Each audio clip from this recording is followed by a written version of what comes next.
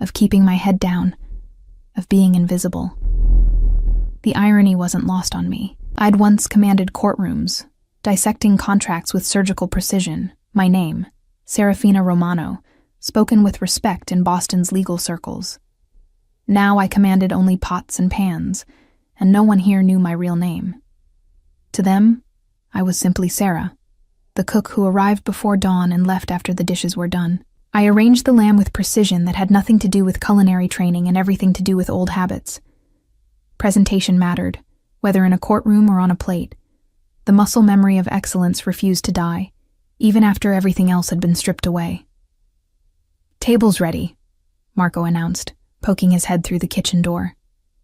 He was one of Aurelio's security men, tasked with the mundane job of ensuring the dining room was secure before meals. As if anyone would dare attack Aurelio Kozlov in his own home. I nodded, lifting the tray with steady hands. This was my least favorite part of the job, the moment when I had to enter his space, be seen by him, however briefly. For 4 years, I'd managed to remain a ghost in his household, just another servant in a mansion full of them. The dining room was all dark wood and leather, masculine and austere. Aurelio sat at the head of a table that could seat 20, his broad shoulders draped in a white dress shirt, with the top 4 buttons undone, revealing the strong column of his throat and a glimpse of his defined chest. He was reading something, always reading, always working. I'd noticed that about him over the years. The other staff whispered about his ruthlessness, his cold calculation, but I saw something else in those late-night meals. A man who carried the weight of an empire alone. I set the plate before him without a word, as was our unspoken arrangement. He barely glanced up, murmuring a distracted, "Thank you," in that deep voice with its faint Russian accent, a remnant of his father's heritage, though Aurelio had been born in Boston. As I turned to leave, my gaze snagged on the document he was studying. Even from across the table, I recognized the layout. A corporate acquisition contract, the kind I used to draft and dissect in my previous life. My previous life, before Rinaldo Ferretti destroyed it. I forced myself to keep walking, to return to the kitchen where I belonged. It wasn't my business. I'd learned that lesson the hard way. Involvement led to disaster. Silence meant survival. But as I scrubbed the roasting pan, my mind wouldn't let go of what I'd seen. The contract had been opened to a specific clause, and something about the wording had triggered an alarm in my brain, the same instinct that had made me one of the best contract attorneys in Boston before my fall from grace. "Sarah, you're scrubbing that pan to death," Maria commented. She was the head of housekeeping, a kind woman in her 50s who'd taken me under her wing when I'd arrived 4 years ago, broken and desperate. I eased my grip on the brush. "Sorry, long day." "They're all long days here." She poured herself a cup of coffee, settling onto a stool. "You ever think about leaving? Getting a job at a normal restaurant where you don't have to cook for Boston's most dangerous man?" The question caught me off guard. Leave? And go where? Do what? My law license had been revoked. My reputation destroyed. No firm would hire me, not after what Rinaldo had done, framing me for embezzlement, planting evidence in my files, using his family's connections to ensure I was disbarred before I could mount a proper defense. The irony was that Rinaldo had been the one stealing from clients. I discovered the discrepancies in his accounts purely by accident. Late one night in the office we'd shared. I should have gone to the Bar Association immediately. Instead, I'd confronted him privately, believing he deserved a chance to explain, to make it right. That trust had cost me everything. "I like it here," I said finally. "It's quiet." Maria studied me with knowing eyes. "You're hiding from something. I've always known that. But Sarah, this isn't living. This is just existing." Before I could respond, Marco appeared in the doorway again. "Boss wants to see you." My heart stuttered. In 4 years, Aurelio had never summoned me. We existed in parallel orbits. He in his world of power and violence, me in my world of pots and pantries. Me? I managed. Yeah, you. Now. I dried my hands on my apron, my pulse accelerating. Had I done something wrong? Was tonight's meal not to his satisfaction? Or worse, had he somehow discovered who I really was, the disgraced attorney living under an assumed name? The walk to the dining room felt like a march to the gallows. Aurelio was still seated, but he'd pushed his plate aside. The contract now occupied his full attention, along with several other documents spread across the polished wood. "You're the cook," he said without looking up. Not a question, but a statement. "Yes, sir." "How long have you worked here?" 4 years, sir." He glanced up then, and I had my first clear view of his face. Aurelio Kozlov was 42, with dark hair silver-threaded at the temples and eyes the color of winter ice. The photographs I'd seen in newspapers before my fall, back when I'd paid attention to such things, hadn't captured the intensity of his presence. This was a man accustomed to absolute control, to being obeyed without question. 4 years, he repeated. "And in those 4 years, have you ever noticed anything unusual about my documents?" The question hung in the air between us. My mind raced. What did he mean? What had he noticed? "I don't look at your documents, sir. I only bring your meals." A slight smile curved his mouth, humorless. "But tonight you looked. I saw your eyes linger on this contract when you served dinner. Why?" I'd been too careless. Let old instincts override caution. "I apologize, sir. It won't happen again." "That's not an answer." He stood, moving around the table with the fluid grace of a predator. "Let me ask you a different question. Do you read English?" "Yes, sir." "Can you understand legal terminology?" My throat constricted. This was dangerous territory. But something in his eyes, not anger, but genuine curiosity, made me answer truthfully. I used to work in a law office before." "Before what?" I hesitated. The truth would expose me completely. But the lie I'd maintained for 4 years suddenly felt exhausting. "Before I was disbarred," I said quietly. His expression didn't change, but something flickered in those ice-blue eyes. Interest, perhaps, or calculation. "Disbarred for what offense?" "Embezzlement, but I didn't do it. I was framed." The words tumbled out before I could stop them, 4 years of silence breaking like a dam. I discovered that my fiancé was stealing from clients. When I confronted him, he planted evidence in my files, made it look like I was the one embezzling. His family had connections, judges, prosecutors. I never stood a chance. Aurelio studied me for a long moment. "Your name isn't really Sarah, is it?" "Serafina Romano. I go by Sarah now to avoid complications." "Serafina Romano." He said it slowly, testing the name. "I remember reading about that case, 4 years ago. The assistant DA said you'd betrayed your client's trust, stolen nearly $500,000. All lies, but very convincing lies." He returned to his seat, gesturing to the chair beside him. "Sit." I sat, my heart hammering against my ribs. "This contract," Aurelio said, tapping the document with one finger. "Tell me what you saw that caught your attention." This was the moment of decision. I could claim ignorance, retreat back to my kitchen and my silence, or I could speak the truth that had been burning in my lawyer's brain since I'd glimpsed that clause. I pulled the contract closer, scanning the text until I found the section that had triggered my alarm. "Here, Clause 17, subsection B. The language appears standard. You're acquiring majority shares in a shipping company, correct?" "Correct." But this phrase, "subject to existing encumbrances and prior obligations," that's boilerplate language designed to protect the seller from liability. Except in this context, Combined with this reference in the appendix to Schedule A, listing all material contracts, it creates a trap. Aurelio leaned forward, his full attention now focused on me. Explain.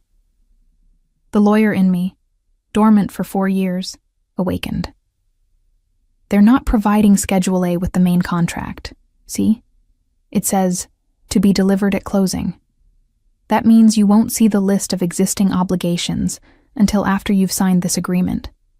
And this clause here, Section 23, it states that any discrepancies between the verbal assurances and the written contract shall be resolved in favor of the written document. I was verbally assured the company has no significant debt or obligations. But those verbal assurances are worthless if they deliver a Schedule A at closing that reveals millions in hidden debt or unfavorable contracts. You'd be legally bound to complete the acquisition anyway because you've already agreed to accept existing encumbrances and prior obligations. It's a classic bait and switch, but executed with legal precision. Silence filled the dining room. Aurelio's gaze hadn't left my face, and I could see his mind working, processing what I'd told him. "How long did it take you to spot this?" he asked finally. "About 3 seconds. It's the same structure Ronaldo used to defraud clients. He'd hide toxic assets in schedules that weren't delivered until after signatures were obtained. By then, it was too late to back out without triggering penalty clauses." "Ronaldo, that's your ex-fiancé?" "Ronaldo Ferretti. He works for Marchetti & Stone now, one of the most prestigious firms in Boston." Aurelio's expression hardened. "The firm representing the sellers in this acquisition." The revelation hung between us like a physical presence. My ex-fiancé, the man who destroyed my career and my life, was apparently attempting to defraud Aurelio Kozlov using the same tactics he'd perfected 4 years ago. "How certain are you about this analysis?" Aurelio asked. "Absolutely certain. I've seen this playbook before. I lived through its consequences." He stood abruptly, pulling out his phone. "Marco, I need Victor and Dmitri in my office immediately, and cancel the signing scheduled for Thursday." He ended the call, then turned back to me. "You're coming with me." "Sir, That wasn't a request, Serafina." The use of my real name sent a shiver down my spine. I followed him through the mansion to his private office, a room I'd never entered before. It was dominated by a massive desk and walls lined with books, legal texts I noticed, along with works on strategy and warfare. 2 men entered shortly after we did. I recognized them as Aurelio's closest advisors, Victor Sokolov, his consigliere, and Dmitry Volkov, head of security. "We have a problem," Aurelio said without preamble. "The Martinelli acquisition is a trap." For the next 20 minutes, I explained the contract structure to men who listened with the intensity of those whose survival depended on recognizing threats. I'd forgotten what it felt like to use my legal training, to dissect complex documents and expose hidden dangers. The lawyer I'd been, confident, articulate, precise, emerged from the shadows where I'd buried her. When I finished, Victor was the first to speak. "If this is true, we would have lost controlling interest in 3 of our shipping routes within 6 months. The debt load alone would have bankrupted that division." "Not bankrupt," I corrected. "That's the elegant part. You'd be forced to sell at a loss to cover the obligations, probably back to the Martinelli family at a fraction of what you paid. They'd effectively steal your investment and reclaim their company." Dimitri's jaw clenched. "Who else knows about this contract structure?" "Only the lawyers who drafted it," I said.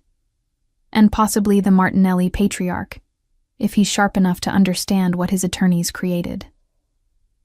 Aurelio had been silent, his gaze fixed on me with unsettling intensity. "How would you fix this?" The question caught me off guard. "Fix it?" "You identified the problem. What's the solution?" I thought quickly, the strategic part of my brain engaging. "Demand Schedule A before signing. Insist on a 30-day review period for all disclosed obligations. Add a materiality clause that allows you to walk away if undisclosed debts exceed a certain threshold. And change the language on verbal assurances. Make them part of the binding contract, not subordinate to written terms. Can you draft those amendments? Yes, but no buts. Victor, get Serafina whatever she needs. Laptop, access to our legal database, a secure workspace. Dimitri, I want background on every attorney at Marcetti and Stone, particularly anyone named Ferretti.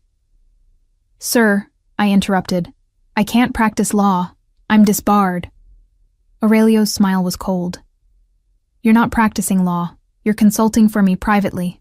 There's a difference. This could expose me.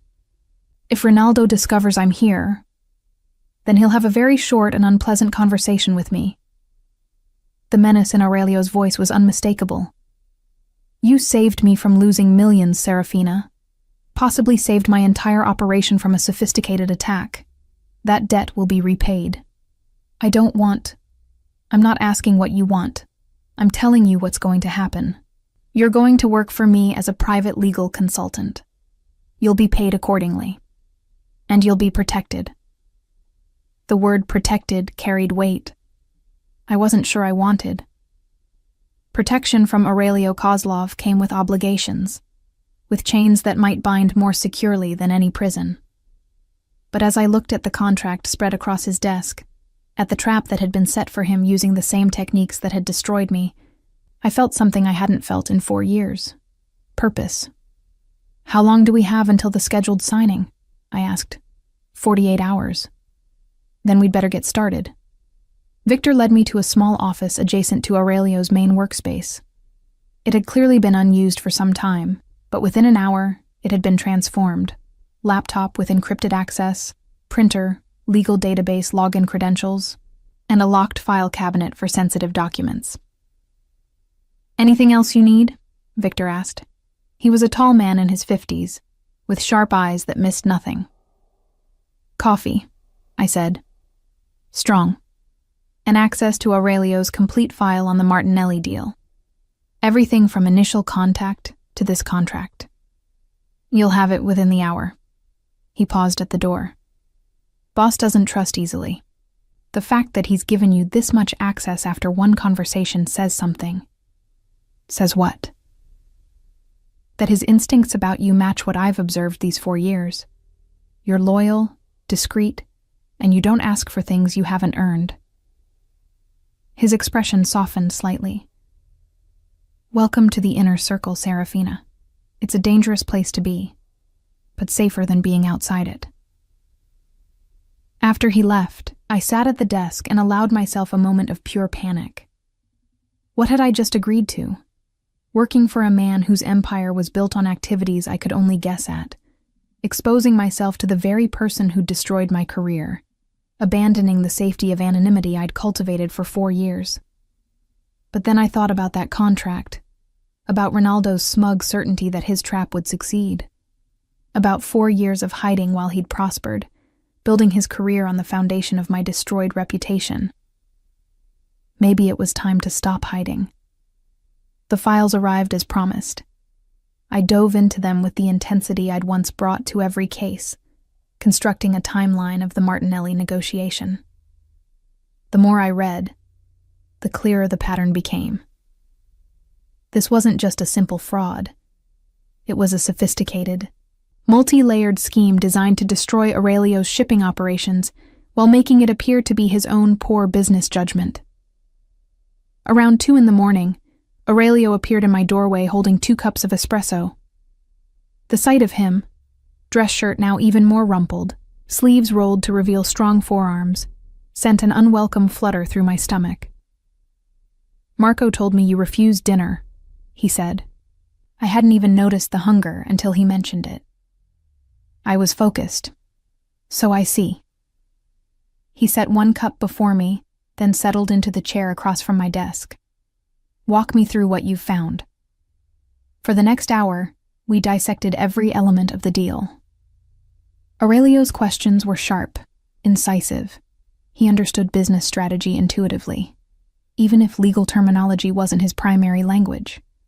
I found myself explaining not just what I'd discovered, but why. The strategic implications of each hidden clause. This materiality threshold, he said, tapping one section of my draft amendments. 10 million in undisclosed obligations. Why that number? Because it's high enough to seem reasonable, but low enough to capture the debt I suspect they're hiding. If they balk at this number, it confirms there's something substantially worse in Schedule A. And if they agree to all amendments, then either I'm wrong about the trap or they're playing a longer game than I anticipated. Aurelio's gaze held mine. You're not wrong. I've learned to trust instinct, and yours is screaming warning. 4 years ago, my instinct told me to trust Ronaldo. I hadn't meant to say it aloud, but exhaustion had loosened my usual guard. 4 years ago you were in love. Love makes people stupid. He sipped his espresso. Now you're angry. Anger makes people sharp. I'm not angry, I lied. You've been hiding in my kitchen for 4 years, using maybe 10% of your capabilities, living like a ghost. That's not healing, Serafina. That's barely surviving. And yes, that's anger. At him. At the system that failed you.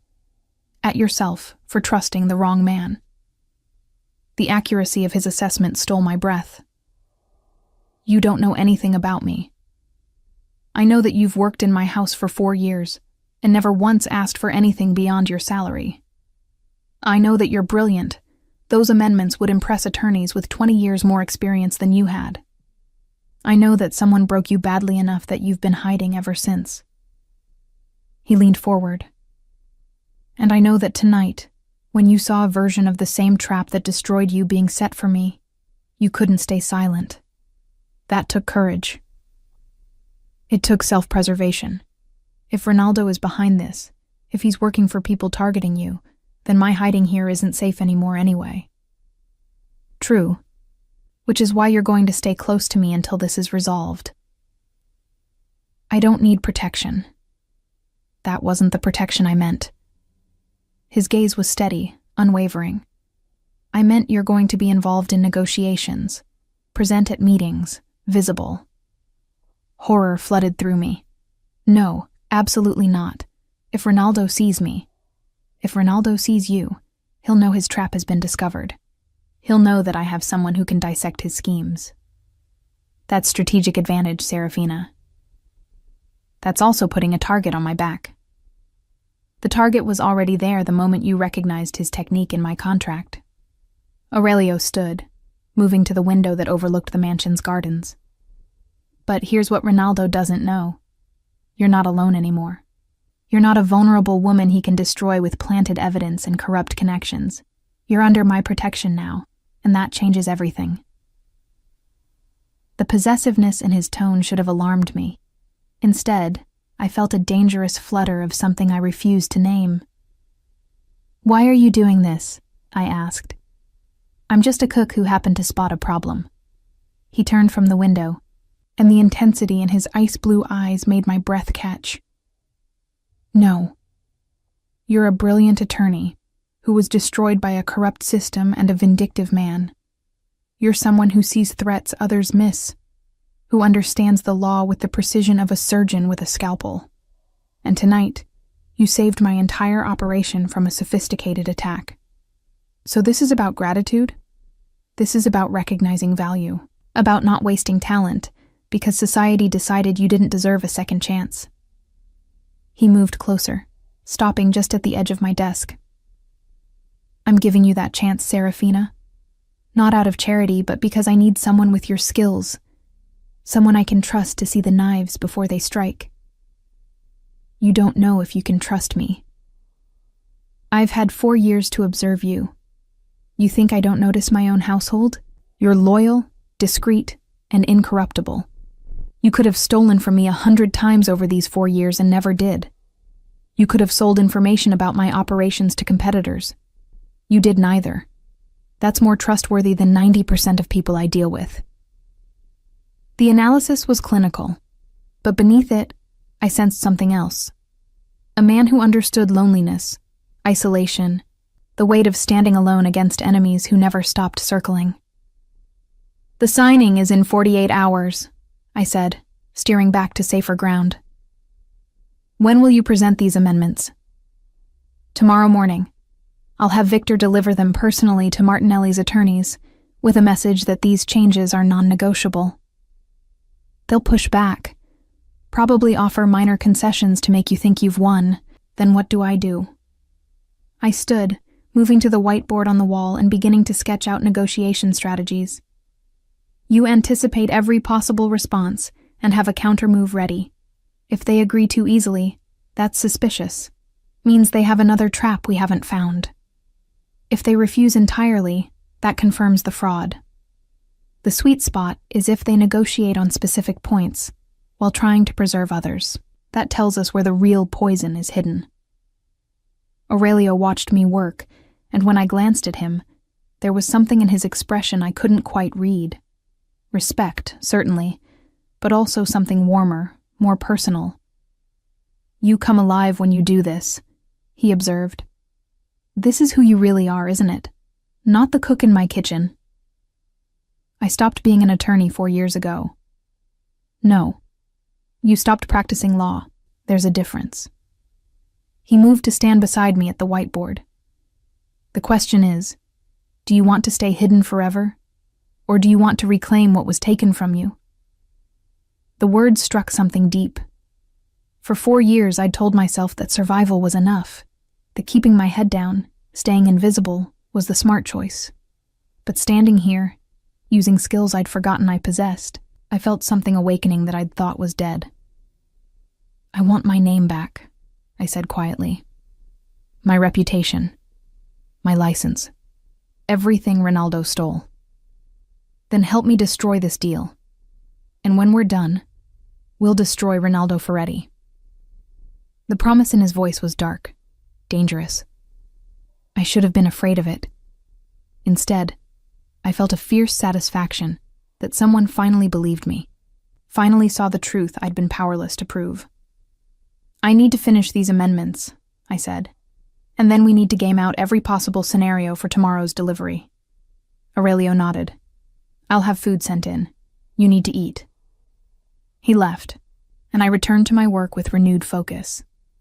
By dawn, I had crafted a set of amendments so comprehensive that any attorney reviewing them would understand their client's fraud had been detected. The question was whether Ronaldo would recognize my work, my particular style and precision that had once been my signature. Part of me hoped he would. Part of me wanted him to know that I wasn't dead, wasn't destroyed, wasn't the broken woman he'd left behind. The other part of me understood that recognition meant danger. For me, for Aurelio, for this fragile new purpose I'd found. But as the sun rose over Boston, casting golden light through my office window, I made a decision. I was done hiding, done surviving, done letting fear dictate my life. If Ronaldo wanted a war, he'd have one. And this time, I wouldn't be fighting alone. Victor delivered the amended contract to Marchetti and Stone at precisely 9 a.m. I watched from Aurelio's office as the envelope was handed to a junior associate in the firm's lobby, a young woman who took it with the casual confidence of someone who had no idea what explosive information she was carrying upstairs. "How long before we hear back?" I asked. Aurelio stood at his desk, reviewing other documents with the same methodical attention he brought to everything. "Depends on how quickly they realize what you've done. Could be hours, could be minutes." It was minutes. Victor's phone rang at 9:17. He listened for a moment, his expression revealing nothing, then covered the mouthpiece. "Senior partner wants an immediate meeting. Says there's been a misunderstanding about the terms." "Not a misunderstanding," I said. "A discovery. Tell them we're available at 3 this afternoon. Gives them time to panic and make mistakes." Aurelio's slight smile indicated approval. Victor relayed the information and ended the call. "They're pushing for earlier. Said this afternoon might be too late." "Too late for what?" I moved to the window, looking out at the city where my career had once flourished. That's an interesting choice of words, almost like they're on a deadline. Aurelio joined me at the window. This close, I could smell the subtle scent of his cologne, something expensive with notes of cedar and leather. What are you thinking? I'm thinking that if this is truly a sophisticated fraud, there are probably multiple parties involved. The Martinellis are the face of it, but someone else is pulling strings, someone who needs this deal closed by a specific date. Why? I turned to face him. Because fraud this complex requires coordination, payment schedules, document preparation, shell companies to hide assets. And if I'm right about the structure, there's probably a buyer already lined up to purchase the company back from you at a massive discount once you're drowning in hidden debt. Victor's eyes narrowed. A buyer who's expecting to take possession by a certain date. Exactly.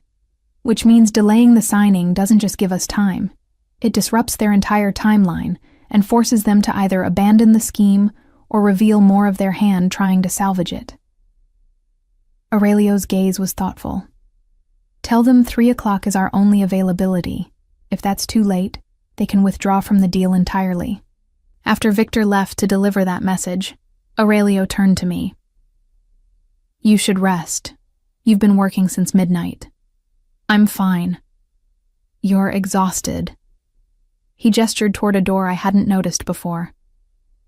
There's a private suite through there. It's secure, comfortable. A few hours of sleep will keep your mind sharp for this afternoon. The suggestion was practical, but something about his concern felt personal. Dangerous territory I wasn't ready to navigate. I should review their likely arguments, I protested. Serafina. The way he said my name, soft but commanding, made me look up. You've already anticipated their moves. What you need now is rest. This afternoon will require you to be at your absolute best. He was right, of course. My eyes burned with fatigue, and my concentration was starting to slip. Fine. 2 hours. The suite was more than comfortable. It was luxurious in an understated way that spoke of old money and refined taste. The bed was massive, with linens that felt like silk against my skin. I intended to close my eyes for just a few minutes. I woke to soft knocking. Disoriented, I checked the clock. 1:45. I'd been asleep for over 4 hours. Come in, I called, sitting up and trying to smooth my rumpled clothes. Aurelio entered carrying a garment bag and a tray. You needed the sleep more than you realized. I had Maria bring food and some clothes. The efficiency of it should have annoyed me. Instead, I felt cared for in a way I hadn't experienced since before my fall. Thank you. He set the tray on a small table. Eat. The meeting is in an hour, and you'll want to be prepared. After he left, I found that the garment bag contained a perfectly tailored suit in charcoal gray. Professional, elegant. Nothing like the kitchen uniform I'd worn for 4 years. The label inside was from a boutique I'd once frequented, back when I could afford such things. How had he known my size? But then I remembered his comment about observing his household. Aurelio Kozlov noticed everything. The suit fit perfectly. As I studied my reflection, I barely recognized the woman looking back. She looked like Serafina Romano, attorney at law, not Sarah the cook. When I emerged, Aurelio was waiting in his office with Victor and Dmitri. All 3 men looked up, and something flickered in Aurelio's eyes. Approval, yes, but also something warmer that made my pulse quicken. Good, he said simply. Victor has prepared a briefing on Marchetti and Stone's senior partners. 3 will likely attend this meeting. For the next 30 minutes, we reviewed intelligence that had clearly been gathered with remarkable speed. I learned that the lead partner on the Martinelli deal was Richard Chen, a man known for aggressive tactics and ethical flexibility. His associates included 2 younger attorneys, one of whom was Rinaldo Ferretti. My stomach tightened at seeing his name in the brief, accompanied by a recent photograph. He looked successful, confident, everything I wasn't supposed to be anymore. Will you be able to handle seeing him? Aurelio asked quietly. Yes. I forced my voice to remain steady. He doesn't get to take this from me, too. The meeting was held at a neutral location, a conference room in one of Boston's premier business hotels. Aurelio's security swept the room before we entered, checking for recording devices or other surveillance. Martetti and Stone's delegation arrived precisely at 3. Richard Chen led, followed by a sharp-eyed woman I recognized as Margaret O'Brien, one of the firm's corporate specialists. And behind them, looking as polished and arrogant as ever, was Rinaldo Ferretti. His reaction when he saw me was everything I'd hoped for. The color drained from his face. His step faltered. His carefully controlled expression cracked, revealing shock and something that might have been fear. "Ms. Romano," Richard Chen said smoothly, recovering faster than Rinaldo. "This is unexpected. I wasn't aware you were providing services to Mr. Kozlov." "Private consulting," I replied, my voice calm. "Shall we begin?" We took our seats across from each other. Aurelio sat at the head of the table with me to his right, Victor to his left. The positioning was deliberate. I was being presented as part of his inner circle, not a mere consultant. "Your amendments to the contract are extensive," Chen began, perhaps overly cautious. "Our clients feel they demonstrate a lack of good faith." "Our amendments close loopholes that demonstrate a lack of good faith on your client's part," I countered, "particularly regarding Schedule A and the disclosure of material obligations." Rinaldo finally found his voice. "Those are standard provisions in any acquisition. Ms. Romano, if you were more familiar with current corporate practice..." "I'm intimately familiar with the current practice of hiding toxic assets in schedules delivered at closing," I interrupted. "It's the same technique that's been used to defraud clients for years. Some might even call it a signature move." The implication hung in the air. Rinaldo's jaw tightened, but Chen smoothly intervened. "I assure you there are no hidden assets. However, preparing a complete Schedule A takes time. We're willing to provide a preliminary list within 7 days." "No." Aurelio's voice cut through the negotiation like a blade. "Full disclosure before signing, or there's no deal." "Mr. Kozlov, that's simply not reasonable." "What's not reasonable," I said, "is asking my client to commit millions to an acquisition without full knowledge of what he's actually purchasing. Unless, of course, there's something in Schedule A you'd prefer he not see until it's too late to back out." Margaret O'Brien leaned forward. "I think we all need to take a step back. Perhaps if we could discuss the specific concerns." "The specific concern," Aurelio said, "is that your contract is designed to defraud me. Ms. Romano identified the structure. Either you provide full transparency, or we walk." Rinaldo couldn't seem to stop staring at me. I met his gaze directly, letting him see that I wasn't the broken woman he'd left behind, that I'd survived his betrayal and emerged stronger. "Could we have a moment to confer privately?" Chen asked. 10 minutes, Aurelio agreed. The Martetti team retreated to an adjacent room. Once they were gone, Victor leaned toward me. "You were right. They're panicking." "The question is whether they abandon the fraud or try to salvage it," I replied. Aurelio's hand briefly touched my shoulder, a gesture of support that sent warmth through me despite the professional setting. "Whatever they try, we're ready." The Martetti team returned with a new proposal. They'd provide a preliminary Schedule A within 48 hours, with a full version 7 days later. We could review and back out if there were any undisclosed obligations exceeding a certain threshold. It was a trap within a trap.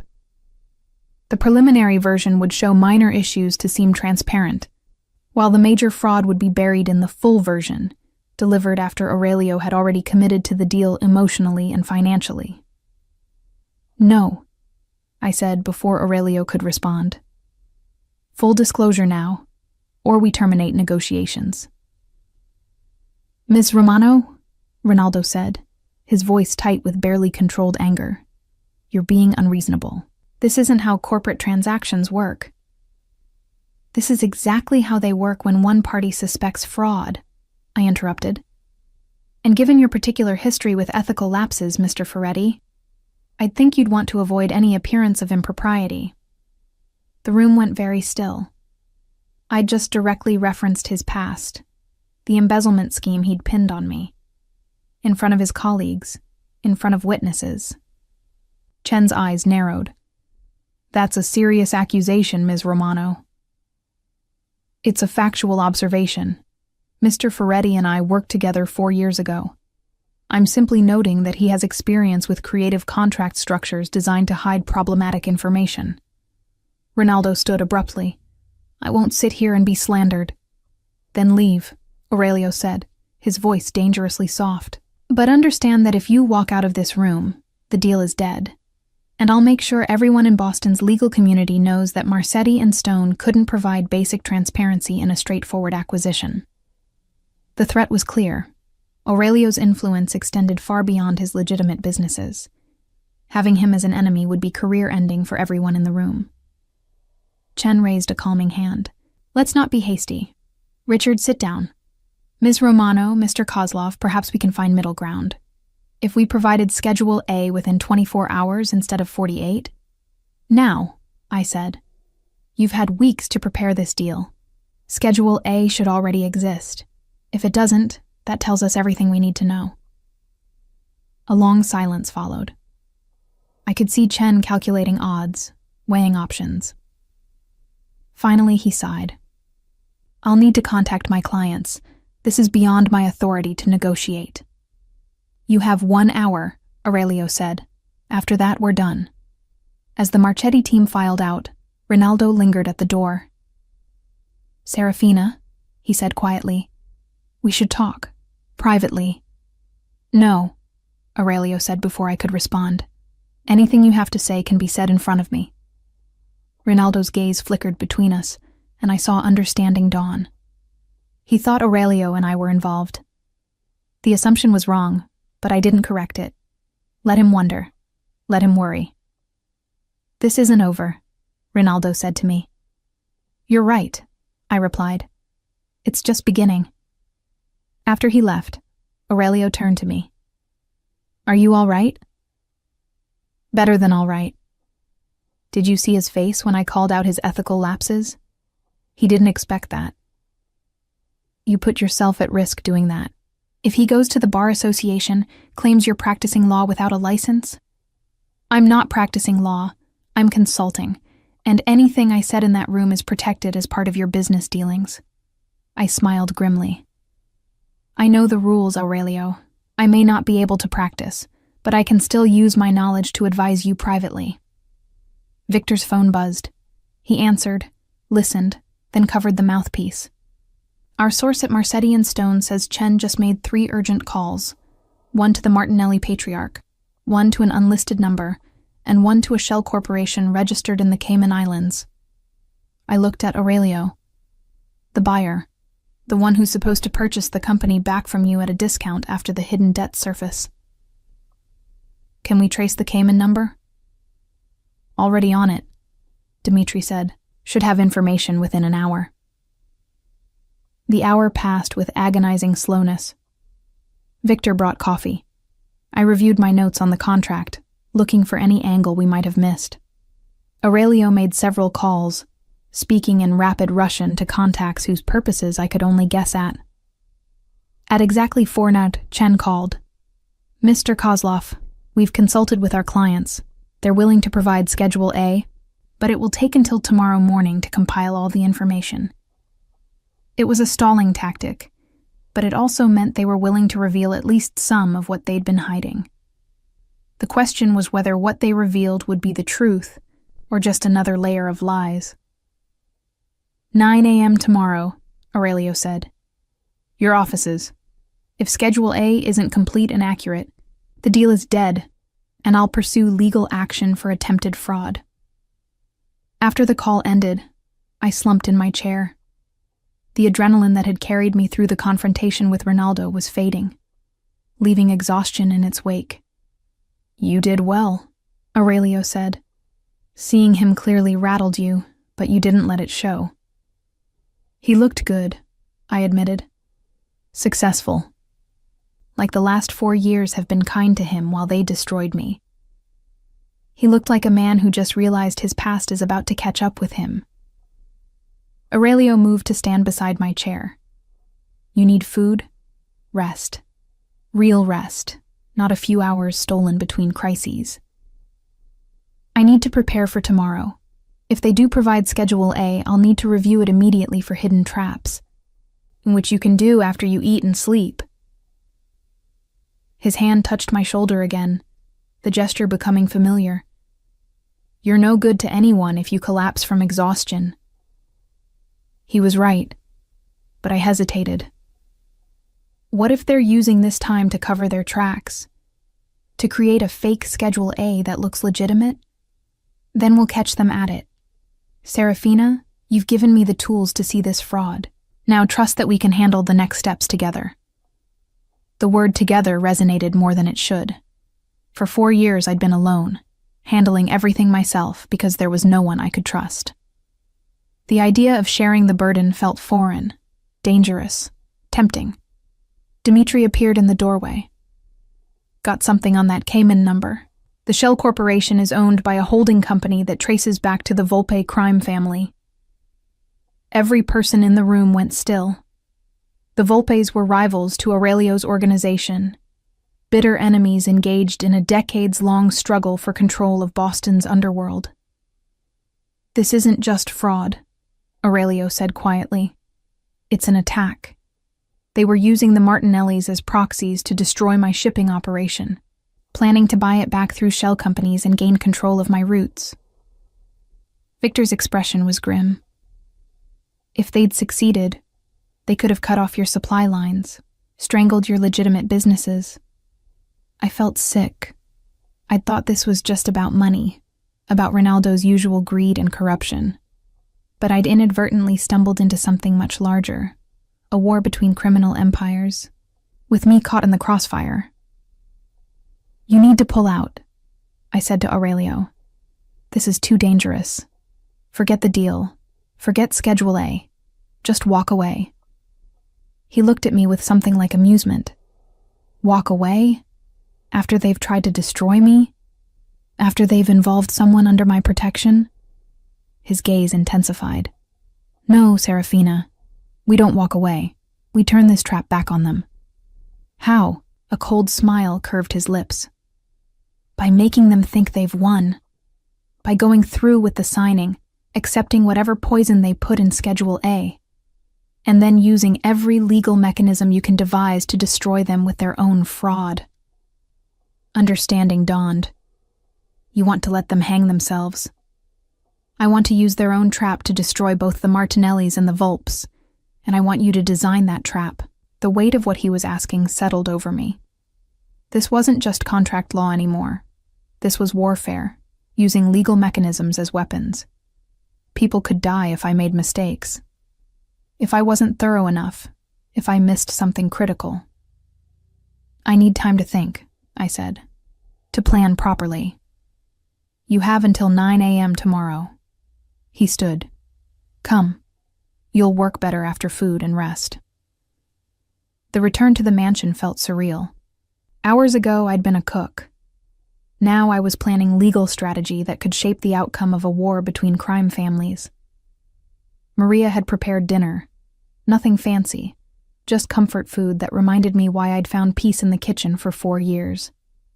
Cooking was simple, clear. You followed recipes, used good ingredients, and created something nourishing. Law and warfare were nothing like that. After eating, I returned to my new office and began sketching out possibilities. If we went through with the signing, I'd need to build in escape clauses that wouldn't be obvious until we triggered them. Tripwires in the contract that would spring legal liability back onto the Martinellis and their silent partners. Around midnight, Aurelio appeared with more coffee. You're supposed to be resting. I can't. There are too many variables. Too many ways this could go wrong. He settled into the chair across from my desk. Then talk me through it. Sometimes explaining helps clarify thinking. For the next 2 hours, we worked through scenarios. Aurelio's strategic mind complemented my legal precision. He saw angles I missed, while I found legal frameworks for his tactical ideas. Somewhere in those hours, the dynamic between us shifted. We stopped being employer and consultant, boss and subordinate. We became partners, two minds working in perfect synchronization toward a common goal. "You're brilliant," he said at one point, studying a flowchart I'd created showing how liability would cascade back through the shell corporations to ultimately destroy the Volpe's financial network. "You're not so bad yourself for someone without legal training." His smile was genuine, warm. "I've learned to think strategically. When you grow up in my world, you either develop that skill or you don't survive." "Is that what you want?" I asked impulsively. "Survival? Or is there something more?" The question seemed to catch him off guard. "What do you mean?" "I mean, you have power, wealth, influence. You could walk away from the violence, the constant warfare, build something legitimate. Something that doesn't require looking over your shoulder every moment." "Could I?" His gaze was distant. "Or would that just make me vulnerable? I didn't choose this life, Serafina. I inherited it when my father died. Walking away would mean abandoning everyone who depends on me, everyone who's loyal to my family. Is that what you'd do?" I thought about my own choices, fleeing my destroyed career, hiding in his kitchen, abandoning any attempt to reclaim what Ronaldo had stolen. "I walked away," I admitted, "and I've regretted it every day since. But you're not walking away now. You're fighting back. Because you gave me the means to fight, the protection, the resources, the chance."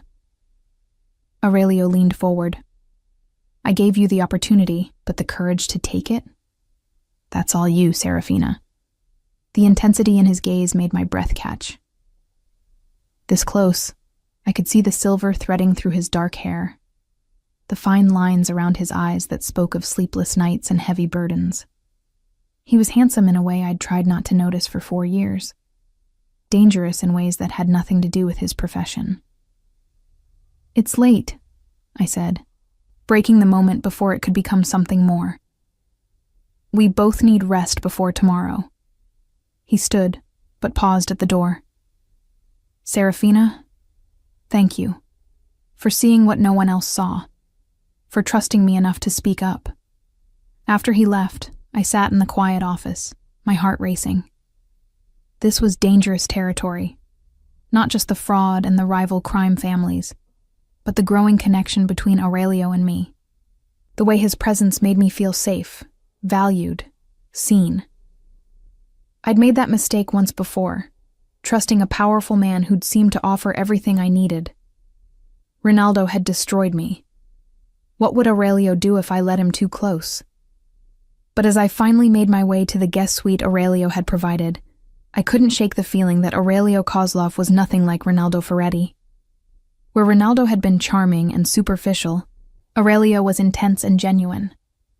Where Ronaldo had taken, Aurelio gave. Opportunity, protection, respect. The question was whether I had the courage to trust again, to risk my carefully guarded heart on a man whose world was even more dangerous than the one that had destroyed me before. I fell asleep with no answers, only the certainty that tomorrow would change everything, one way or another. The conference room at Marsetti and Stone was designed to intimidate. All dark wood and leather, with walls lined with photos of the firm's most prestigious victories. I'd been in this room before, 4 years ago, for a meeting that had seemed routine at the time.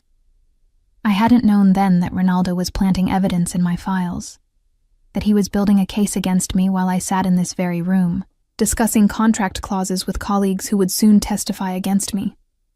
"You're pale," Aurelio observed as we waited in the lobby. "Second thoughts?" "Memories," I corrected.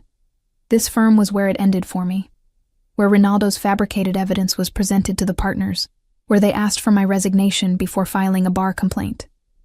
His hand found the small of my back, a gesture of support that sent warmth through me, despite the professional setting. "You're not that person anymore. You're not alone. And this time, you hold all the power." Victor and Dimitri flanked us, their presence a subtle reminder that Aurelio's protection was more than just legal. Chen's assistant appeared promptly at 9, leading us to a different conference room, larger, more formal. The Martinellis were already there. Antonio Martinelli, the patriarch, flanked by his 2 sons, and their attorney team led by Chen. Ronaldo sat at the far end of the table, his expression carefully neutral. But I caught the way his eyes tracked me, the tension in his shoulders. He was afraid. Good. Mr. Kozlov, Ms. Romano, Chen began. Thank you for your patience. We've prepared Schedule A as requested. A document was slid across the table. It was impressive. 73 pages detailing every contract, obligation, and encumbrance associated with the shipping company. At first glance, it appeared comprehensive, transparent. But I'd learned to look beyond first glances. We'll need time to review this, I said, making no move to touch the document. 48 hours minimum. That wasn't our agreement, Antonio Martinelli said. His voice carried the weight of old Boston money and older Boston crime. You demanded full disclosure. We've provided it. Now we proceed with the signing. You've provided a document, Aurelio replied. Verification of its accuracy requires due diligence. Every item is documented, verified, one of the Martinelli sons, Franco, interjected. We've been more than cooperative, given your consultants. He glanced at me. Accusations. The word consultant carried subtle mockery. To them, I was still the disgraced attorney, the woman whose own corruption had ended her career. The irony that they were attempting fraud while maligning my reputation wasn't lost on me. We'll review it here, I said, surprising everyone. Now, before any signatures are exchanged. Chen's expression tightened. That's highly irregular. This document requires expert review, cross-referencing with public records. Then we'll cross-reference.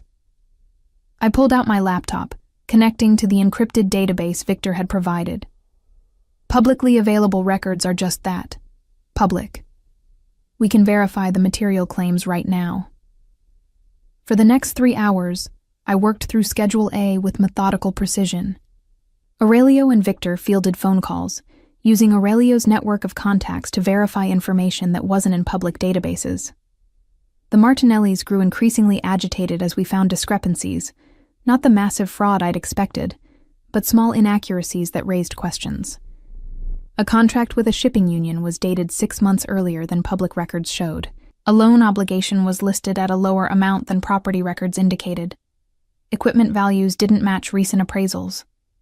Individually, these could be errors. Collectively, they formed a pattern. These inconsistencies, I said at noon, suggest Schedule A was prepared hastily, possibly with information that hasn't been updated or verified. Clerical errors, Chen dismissed. Nothing material. Then you won't object to corrections. I slid a list across the table. These items need to be reconciled before we proceed. Antonio Martinelli's face had gone red. This is absurd. We've provided everything you demanded. You've provided a document filled with clerical errors that coincidentally all favor your position, Aurelio interrupted. Either you correct them, or we terminate negotiations. A tense silence followed. Finally, Antonio nodded to Chen, who began making notes about the required corrections. But I noticed Ronaldo whispering urgently to Chen, his expression strained. Perhaps we should take a break, Chen suggested. Allow my team to review these requested corrections. Ensure they're appropriate. 1 hour, Aurelio agreed. As the room cleared for break, Ronaldo caught my arm in the hallway. Serafina, we need to talk. No, we don't. I pulled free from his grip. You're making a mistake, getting involved with Kozlov. Do you have any idea what he is, what he does? Do you have any idea what you do? I countered. The clients you've defrauded, the lives you've destroyed. At least Aurelio doesn't pretend to be something he's not. Aurelio. Ronaldo's laugh was bitter. You're on first-name basis with a crime lord? 4 years ago, you couldn't even jaywalk without anxiety. Now you're working for the Russian mob. I'm working for someone who values my skills, who doesn't steal my work and destroy my reputation when I discover his crimes. His expression hardened. You discovered nothing. I was cleared of those allegations. Because you framed me for your crimes, but we both know the truth, Ronaldo. Every time you stand in front of a mirror, you see a thief and a coward. And what do you see? A whore for the mob? The slap happened before I'd consciously decided to do it. Ronaldo's head snapped to the side, my handprint stark on his cheek. That's for 4 years of my life, I said quietly. 4 years of hiding, of lost career, of believing I was the worthless criminal you made me out to be. Serafina. Aurelio's voice behind me was soft, but deadly. He'd appeared silently, Victor and Dimitri flanking him. Is there a problem? Ronaldo's fear was palpable. No problem. Just clearing up old misunderstandings. I don't think so. Aurelio moved to stand beside me, his presence a shield. I think you're attempting to intimidate someone under my protection. That's a problem. I wasn't. You grabbed her arm. You insulted her. Those are problems. Aurelio's voice remained quiet, which made the threat more terrifying. Touch her again. Speak to her again without her permission, and we'll have a very different conversation. Do you understand? Ronaldo nodded, then fled down the hall. Victor allowed himself a slight smile. He won't forget that soon. But I was trembling, adrenaline and old anger finally catching up with me. Aurelio noticed, his hand gentle on my shoulder. Are you all right? He called me a whore. He called you someone who chooses her own allies instead of being victim to his manipulation. That's not an insult. It's his fear talking. I looked up at Aurelio, at the genuine concern in his ice blue eyes. Thank you for being here. Where else would I be? You're fighting my battle as much as yours. No, I said. This stopped being about the contract the moment I saw Ronaldo's signature on it. This is personal. Understanding flickered in his gaze. Then we'll make sure he understands exactly what he cost himself when he destroyed you. When we reconvened, the Martinellis had agreed to all corrections. Schedule A was updated, printed, and presented for review. This time, the numbers matched public records. Surface level, it appeared legitimate. But I'd learned to look deeper. This contract here, I said, pointing to an agreement with a logistics company. It's listed as a standard service contract, term of 5 years renewable. Correct, Chen confirmed. But the logistics company, Pacific Freight Solutions, doesn't appear in business registries anywhere. No incorporation documents, no tax filings, no public record of existence. Silence. Then Antonio leaned forward, his expression calculating. It's a new venture. Not all paperwork has been filed yet. Or it's a shell company, I countered, designed to hide obligations that will be revealed after closing. This contract obligates the shipping company to exclusive use of Pacific Freight, at rates well above market value. If Pacific Freight is owned by you or your associates, this is a mechanism to siphon profits after the sale. Chen's face had gone pale. That's a serious accusation without evidence. Then provide evidence. Corporation documents for Pacific Freight. Proof it's a legitimate independent entity. We'll need time to gather. No more time, Aurelio said. Either Pacific Freight is legitimate and you prove it now, or this contract comes out of Schedule A. Your choice.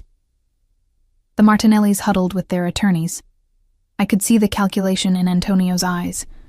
How much to reveal? How much to hide? Finally, he nodded to Chen. Pacific Freight will be removed from Schedule A. It was a preliminary arrangement that hadn't been finalized. Victory surged through me. We'd found the trap, or at least one of them. For the next 2 hours, I methodically reviewed every contract, every obligation. I found 3 more shell companies, 2 suspicious loans with terms that would allow creditors to call them due immediately after sale, and 1 environmental lawsuit that had been omitted entirely. Each discovery chipped away at the Martinellis' composure. By 4 p.m., Antonio looked like a man who'd aged a decade in a day. Perhaps, Chen suggested, we should consider postponing the signing. Give everyone time to address these concerns. No, I said. We've identified the problems. Remove the fraudulent elements, disclose the environmental lawsuit, and restructure the suspicious loans. We can have a clean contract by end of business today. That's impossible, Margaret O'Brien protested. The amount of work is possible if you have the documents ready, Aurelio finished, which suggests you knew exactly what you were trying to hide. Antonio Martinelli stood abruptly. I need to speak with my sons, privately. After they left, Victor leaned toward me. They're going to try to salvage this. Question is whether they abandon the fraud or double down. They'll double down, I predicted. The Volpes are behind this. Pulling out means explaining failure to them. Aurelio's expression was grim. Which means they'll try a different approach. What's our next vulnerability? I thought quickly, reviewing everything we'd discussed. The environmental lawsuit. It was mentioned briefly but not detailed. If it's serious enough, it could bankrupt the company regardless of other issues. So we need full disclosure on that suit. And indemnification. If damages exceed a certain amount, the Martinellis remain liable even after the sale. When they returned, Antonio's expression was resolved. We'll provide updated documentation. The shell companies will be removed, the environmental suit fully disclosed. But we need something in return. You're not in a position to negotiate, Aurelio noted. Neither are you. If this deal falls through, you lose access to East Coast shipping routes you've been trying to acquire for years. We both lose. So we compromise. What do you want? I asked. The purchase price reduced by 20% to account for the environmental risk, and we close within 48 hours. I glanced at Aurelio. The price reduction was reasonable given what we'd discovered, but the timeline concerned me. Rushing closing gave them less time to hide additional traps, but also gave us less time to find them. 72 hours, Aurelio countered, and the environmental suit gets its own indemnification clause. If damages exceed 10 million, you remain liable. Antonio considered this, then nodded. Agreed, but the purchase price reduction holds. Fine. As we finalized terms, I noticed Ronaldo watching me with an expression I couldn't quite read. Not anger anymore, but something closer to regret. Maybe even respect. Let him regret. Let him see what he'd destroyed, and know that I'd survived anyway. The meeting adjourned at 7 p.m., with an agreement to reconvene in 72 hours for final signing. As we prepared to leave, Chen approached me. Ms. Romano, your work today was exceptional. If you ever consider returning to practice, Marchetti and Stone would be interested in discussing. No, I said flatly. I'll never work for this firm again. Understanding flickered in his eyes. He knew about my history, about what had happened in these offices 4 years ago. I understand, though for what it's worth, we handle recruitment differently now. More oversight. 4 years too late for me. In the car back to the mansion, exhaustion crashed over me. I'd been running on adrenaline for hours. Now that it was fading, every muscle ached. You were magnificent, Aurelio said. The way you dissected their scheme, found every hidden trap. I've never seen anything like it. I just did my job. No, you did far more than that. You saved my organization, exposed a conspiracy, and faced down the man who destroyed your career. That's not just a job. That's courage. The praise warmed me more than it should. Ronaldo looked afraid. I've never seen him like that before. He should be afraid. He underestimated you once. He won't make that mistake again. We rode in comfortable silence for a while. Then Aurelio spoke again. The 72 hours until closing. I want you to use them not just to review the contract, but to build a case. Against the Martinellis? Against Rinaldo Ferretti. You said he framed you for embezzlement. I want to know everything. How he did it, where the evidence is, who he paid off. All of it. My heart stuttered. Why? Because part of what they took from you was your name, your reputation, and I'm going to help you get them back. I stared at him, not quite believing what I was hearing. Aurelio, that would require resources, investigators, possibly lawyers willing to challenge a 4-year-old ruling. I have all of those things, and I have you, someone who knows exactly where to look and what questions to ask. His gaze was intense. Let me do this for you, Serafina. Not as payment for your work, but as something you deserve. Justice. Tears pricked my eyes. The first I'd allowed myself to cry since the night I'd fled my destroyed career. Why would you do that for me? Because you saved me first. And because I see you, not the disgraced attorney the world thinks you are, but the brilliant woman who refused to be destroyed. He reached over, his hand covering mine. You deserve your life back. Let me help you reclaim it. For 4 years, I'd believed that chapter was closed, that Serafina Romano, attorney at law, was dead and buried beneath the weight of false accusations and corrupt proceedings. But looking into Aurelio's eyes, seeing his absolute conviction, I felt something long dormant stirring. Hope, anger, determination. All right, I whispered. Let's destroy him. Dimitri's research team worked with a precision that would have impressed any law firm. Within 24 hours, they'd compiled a dossier on Rinaldo Ferretti that was devastating in its comprehensiveness. Bank records showing unexplained deposits coinciding with the dates his clients reported missing funds. Email metadata suggesting deleted correspondence with offshore accounts. And most damaging of all, security footage from our old firm showing Rinaldo accessing my computer late at night. Dates matching when the fabricated evidence appeared in my files. How did you get this? I asked, spreading the documents across my desk. Victor, who delivered the package, smiled slightly. Mr. Kozlov has friends in many places. Some of them remember owing favors. This is incredible. But is it admissible? Most of this would never hold up in court. Who said anything about court?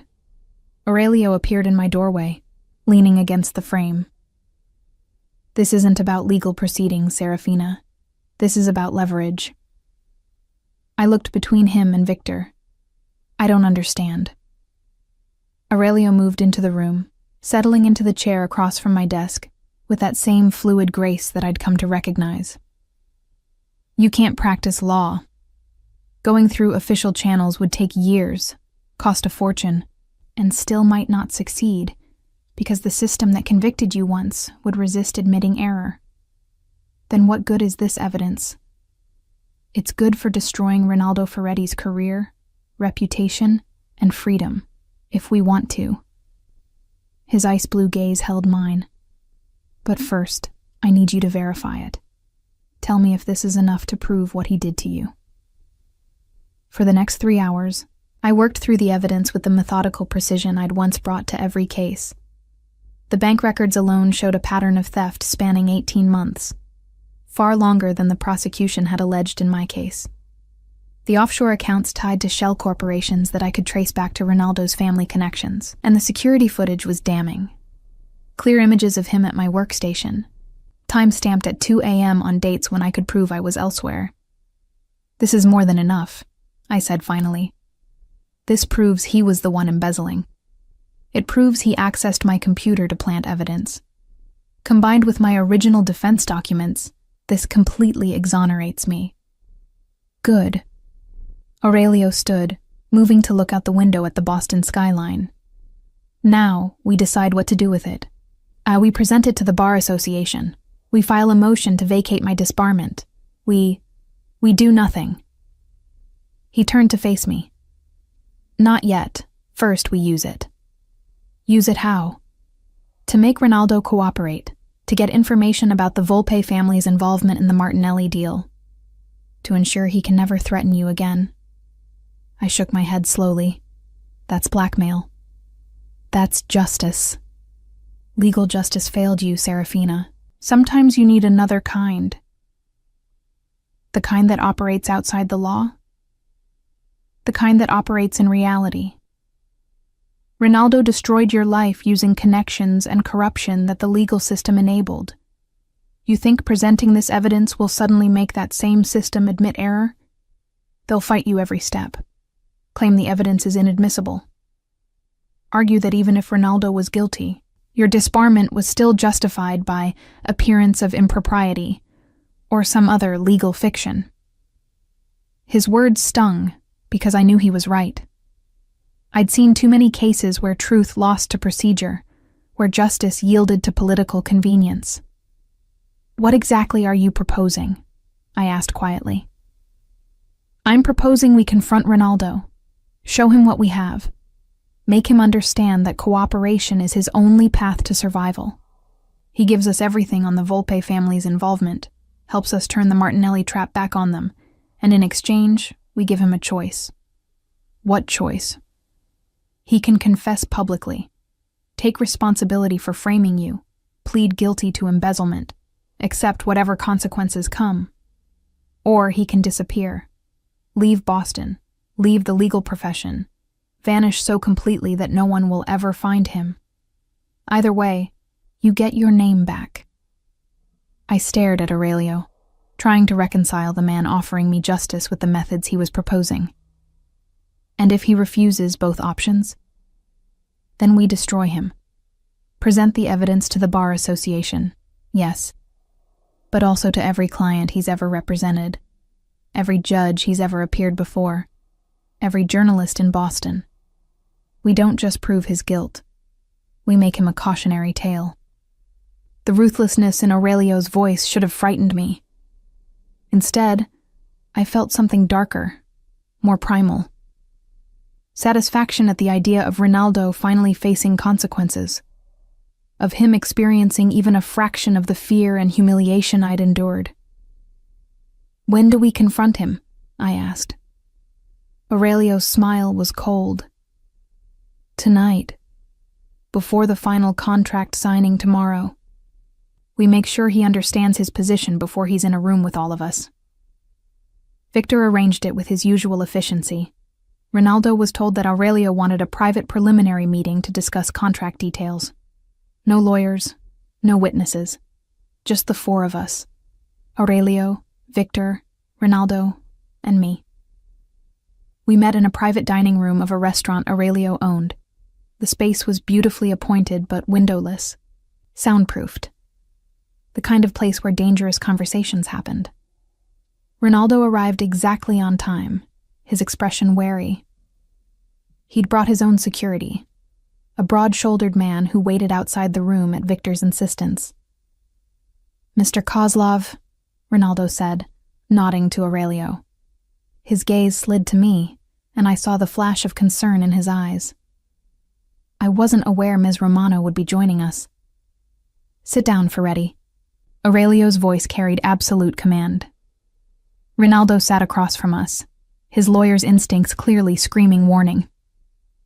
If this is about the contract negotiations, it's about what you did to Serafina 4 years ago. Aurelio slid the dossier across the table. Read it. I watched as Ronaldo opened the folder, his face going progressively paler as he reviewed the evidence. The bank records, the email metadata, the security footage. By the time he reached the images of himself at my computer, his hands were shaking. Where did you get this? He whispered. Does it matter? I asked. You planted evidence in my files. You stole from clients and made me the scapegoat. You destroyed my career to save yours. All of this is true, and you know it. Ronaldo looked up at me, and for the first time, I saw genuine fear in his eyes. Serafina, I can explain. No explanations. Aurelio cut him off. Only choices. You're going to tell us everything about the Volpe family's involvement in the Martinelli deal. Every detail, every contact, every element of their plan. And then you're going to choose. Choose what? Option 1. You confess publicly to framing Serafina. You plead guilty to embezzlement. You cooperate with authorities to clear her name completely. In exchange, we'll recommend leniency. Maybe you serve 5 years instead of 20. Ronaldo's face had gone white. And option 2? You disappear. Leave Boston tonight. Leave the legal profession forever. Change your name if you have to. We give you 24 hours. And then we release this evidence to destroy your reputation so thoroughly that you'll never work in law again anywhere. Those aren't real choices, Ronaldo protested. That's extortion. No, I said quietly. What you did to me was extortion. You stole my career, my reputation, my future. This is just accountability. Ronaldo looked between us, calculation warring with fear in his expression. There's an option 3. I refuse to cooperate, and I take this to the Bar Association myself. Claim you're attempting to blackmail me. With what evidence? Victor asked mildly. This meeting never happened. There's no record of it. And if you try to accuse Mr. Kozlov of blackmail, we'll simply release this dossier anyway, and you'll have all the guilt with none of the negotiating power. I need time to think. No time. Aurelio's voice was steel. The contract signing is tomorrow. Either you give us what we need on the Volpe family tonight, or we walk away from the Martinelli deal and spend our energy destroying you instead. Your choice. Now. The silence stretched. I could see Ronaldo's mind racing, looking for escape routes that didn't exist. Finally, his shoulders slumped. What do you want to know? For the next 2 hours, Ronaldo detailed the conspiracy. The Volpe family had approached the Martinellis 6 months ago with a plan: trap Kozlov in an acquisition that would bankrupt his shipping division, then buy it back through shell companies at a fraction of its value. Ronaldo had been brought in to structure the legal framework, using the same techniques he'd perfected framing me. There are 3 more traps we haven't found yet, he admitted, buried in subsidiary contracts that won't be revealed until after closing. Equipment leases with massive penalties for early termination. A union contract with automatic pay increases triggered by change of ownership. And a lawsuit that's been sealed by a judge the Volpes control. Environmental damages that could exceed 100 million. I felt sick. Even with all our careful review, we'd missed 3 major traps. How do we neutralize them? You can't. Not without walking away from the deal entirely. The contracts are ironclad, drafted specifically to survive the kind of scrutiny you've applied. Ronaldo looked at me with something like respect. Though you came closer than anyone else could have. If it had been any other attorney reviewing this, the Volpes would have succeeded. So we walk away, I said to Aurelio. The risks are too high. But Aurelio was smiling, cold and calculating. No, we go through with the signing. Did you not hear what he just said? The traps will destroy whoever owns the company when they're triggered, which won't be me. Aurelio turned to Ronaldo. You're going to help us restructure this deal. Find a way to close the acquisition but transfer ownership immediately to a shell corporation the Volpes don't control. When their traps spring, they'll destroy their own operation, not mine. Understanding dawned in Ronaldo's eyes. You want to flip the trap back on them. Exactly. Can it be done? Ronaldo thought for a long moment. Maybe. It would require incredibly precise timing, documents filed in the right sequence to exploit gaps in their surveillance. But yes, theoretically possible. Then make it more than theoretical. You have until 9 a.m. tomorrow to draft the structure, every detail, every filing, every timing sequence. If it works, if the Volpes take the fall for their own trap, then you get option 2. Disappear quietly. Start over somewhere else.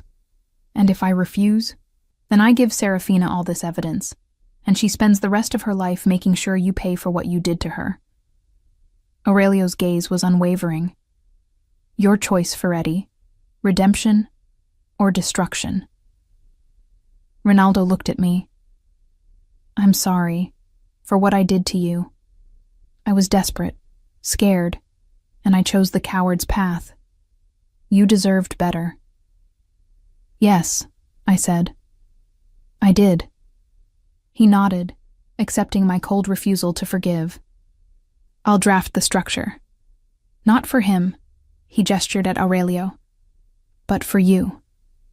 Because you were right, and I was wrong, and I've spent 4 years knowing it. After Ronaldo left with Victor to begin drafting, Aurelio and I remained in the private dining room. The weight of what we'd just done settled over me. The extortion, the manipulation, the casual use of power to bend someone to our will.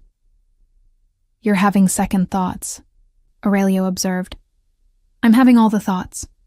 What we did tonight was justice, he finished. Imperfect, morally complicated justice, but justice nonetheless. The law would call it blackmail. The law failed you. Sometimes the law is not enough. He stood, moving to where I sat, his presence overwhelming in the confined space. You think I don't struggle with this? With the choices I make, the lines I cross? But I learned long ago that waiting for systems to deliver justice means waiting forever. Sometimes you have to take it yourself and live with the consequences. Yes, and live with the consequences. His hand touched my face, gentle despite the calluses I could feel. I see those consequences in every mirror, every compromised principle, every moral line crossed. But I also see the people I've protected, the lives I've saved by being willing to do what others won't. His touch sent heat through me that had nothing to do with the argument. I should have pulled away, should have maintained professional distance. Instead, I found myself leaning into his palm, seeking comfort I had no right to want. Serafina, he whispered. My name in his voice was a caress. Tell me to stop. I should have. Every rational part of my brain screamed that getting involved with Aurelio Kozlov was dangerous, foolish, a guaranteed path to more pain. He was a crime lord. I was a disgraced attorney trying to rebuild her life. We existed in different worlds, played by different rules. But when he lowered his mouth to mine, I didn't stop him. I kissed him back with 4 years of loneliness and longing, with gratitude and fear and something deeper I refused to name. His hands tangled in my hair, pulling me closer as the kiss deepened, became something demanding and desperate. When we finally broke apart, both breathing hard, Aurelio rested his forehead against mine. This complicates things. Yes, I agreed. Everything about this is complicated. Do you want me to apologize? I thought about it. Thought about how his touch made me feel safe, valued, seen in ways I hadn't experienced since before my fall. No, but I want you to understand. I can't be owned, can't be controlled. If this, I gestured between us, is going to be anything, I need it to be a choice. My choice. Always your choice, he promised. I don't want someone I can control, Serafina. I want you. Strong, brilliant, uncompromising you. The woman who stood up to me in my own dining room. The woman who faced down her nightmare and didn't flinch. I flinched, I admitted. I just didn't let it show. He smiled, the expression transforming his usually stern features.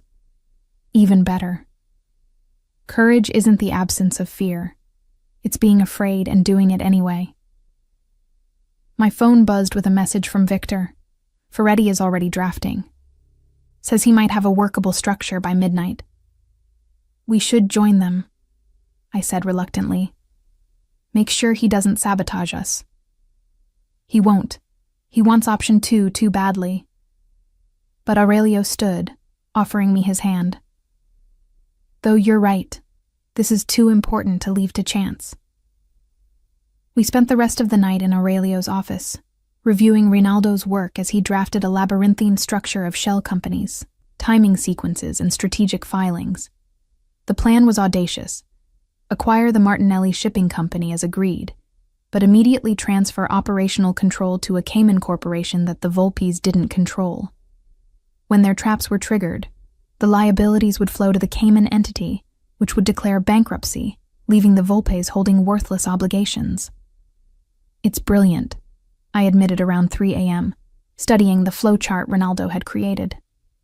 Completely legal, utterly ruthless, and uses their own trap against them perfectly.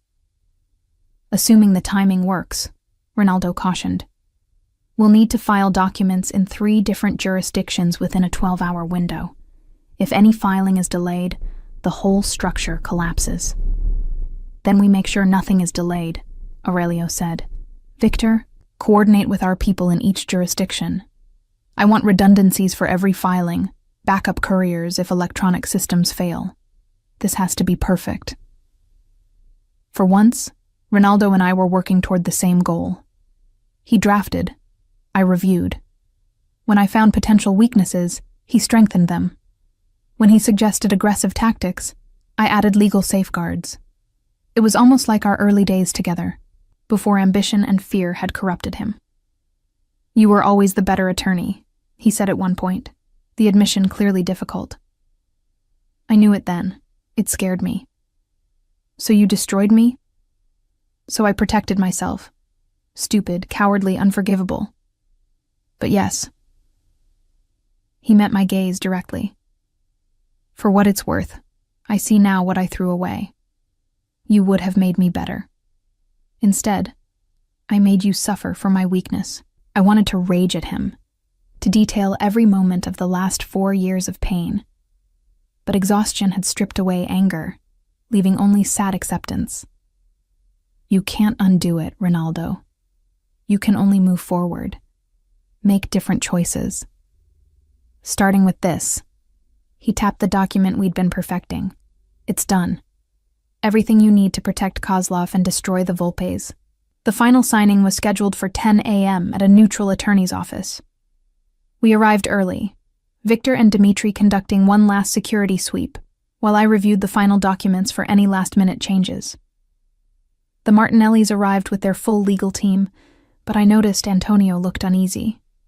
He was a criminal, yes, but a principled one in his own way. The Volpe family's involvement had clearly made him uncomfortable. Mr. Kozlov, Antonio said quietly before we entered the conference room. A word? Aurelio nodded, and the 2 men stepped aside. I couldn't hear their conversation, but I saw Antonio's expression. Warning, concern, something almost like respect. When Aurelio returned, his face was unreadable. Antonio says the Volpes have people watching the signing. They want to ensure it goes through. Does he know about our counter-trap? No, but he suspects something. Told me to be careful, that the Volpes don't forgive failures. Are you worried? Aurelio's smile was cold. The Volpes should worry. They're about to discover what happens when they target someone who can fight back. The signing itself was anticlimactic, just signatures on documents, witnessed by a bland notary who had no idea of the warfare being waged through legal clauses. But I felt the weight of every signature, every initial. This was it, the moment that would either vindicate everything or destroy us all. As soon as the final documents were signed, Victor began executing the carefully choreographed filing sequence. Documents to the Cayman Corporate Registry, transfer papers to Delaware, operational agreements to Massachusetts. Each filing precisely timed, each one moving us closer to springing our trap. How long until they realize? I asked Aurelio as we waited in his office for confirmation that all filings had been accepted. The Volpes? Maybe a week. They'll wait for their hidden traps to spring, expect to see my operation drowning in obligations. Instead, they'll watch their shell companies collapse under the weight of their own scheme. And the Martinellis? Will quietly divest from the Volpes and pretend they knew nothing about it. Antonio's smart enough to read the signs. Victor appeared in the doorway, his expression satisfied. All filings accepted and recorded. It's done. I felt a weight lift that I hadn't realized I'd been carrying.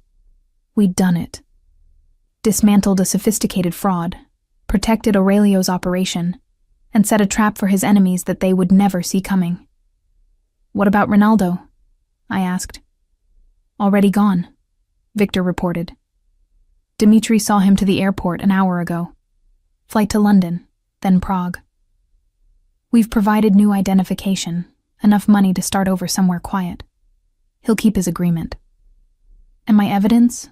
My exoneration? Aurelio moved to his desk, withdrawing a thick legal document. Filed this morning with the Massachusetts Bar Association. Motion to vacate your disbarment, supported by all the evidence we gathered. Ronaldo's signed confession. Affidavits from witnesses we found. Everything. My hands shook as I took the document. 4 years of my life distilled into legal pleadings and evidence exhibits. 4 years of hiding, of shame, of believing I'd never reclaim who I was. When will they decide? I whispered.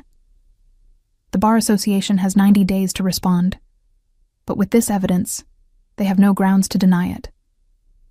He moved to stand before me.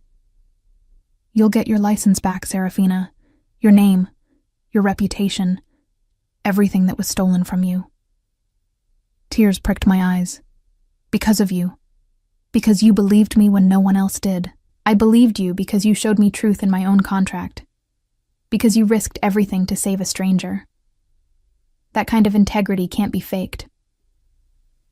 I looked up at him, this dangerous, complicated man who had given me back my life. What happens now? After the Bar Association rules, after I get my license back. That's your choice. You could return to practice, join a prestigious firm, build the career Ronaldo stole, or... His ice blue eyes held mine. Or you could stay with me.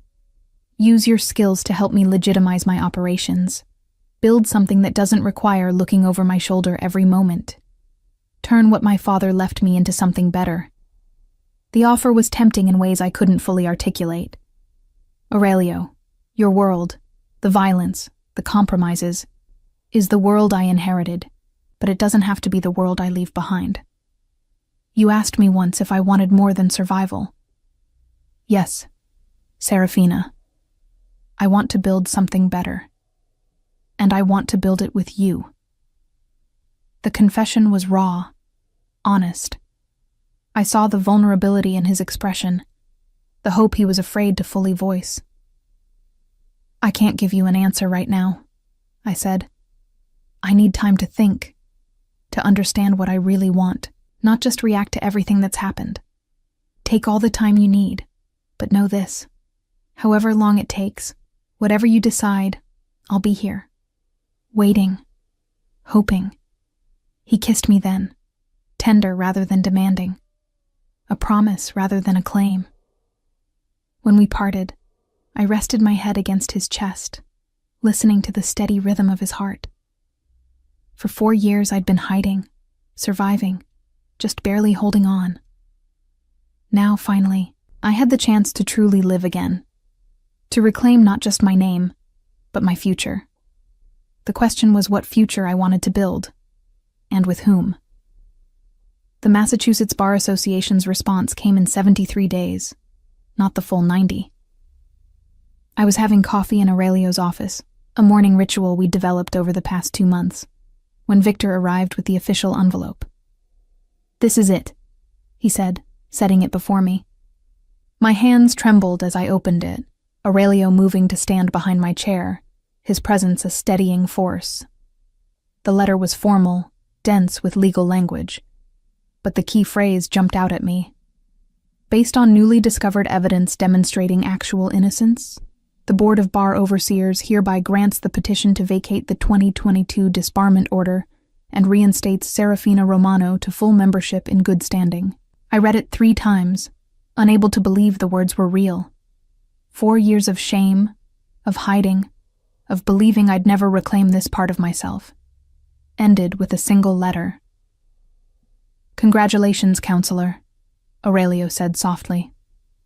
The title broke me. I'd thought I was cried out, that I'd shed all the tears I had over those lost years. But hearing counselor in Aurelio's voice unleashed something I'd held locked away. I wept openly, messily, while he held me and Victor discreetly withdrew. When I finally composed myself, I found Aurelio had champagne waiting. "I had Victor prepare this a week ago. I knew the answer would be yes." "How could you be so sure?" "Because justice delayed isn't justice denied when someone is fighting for you. And I promised I would fight."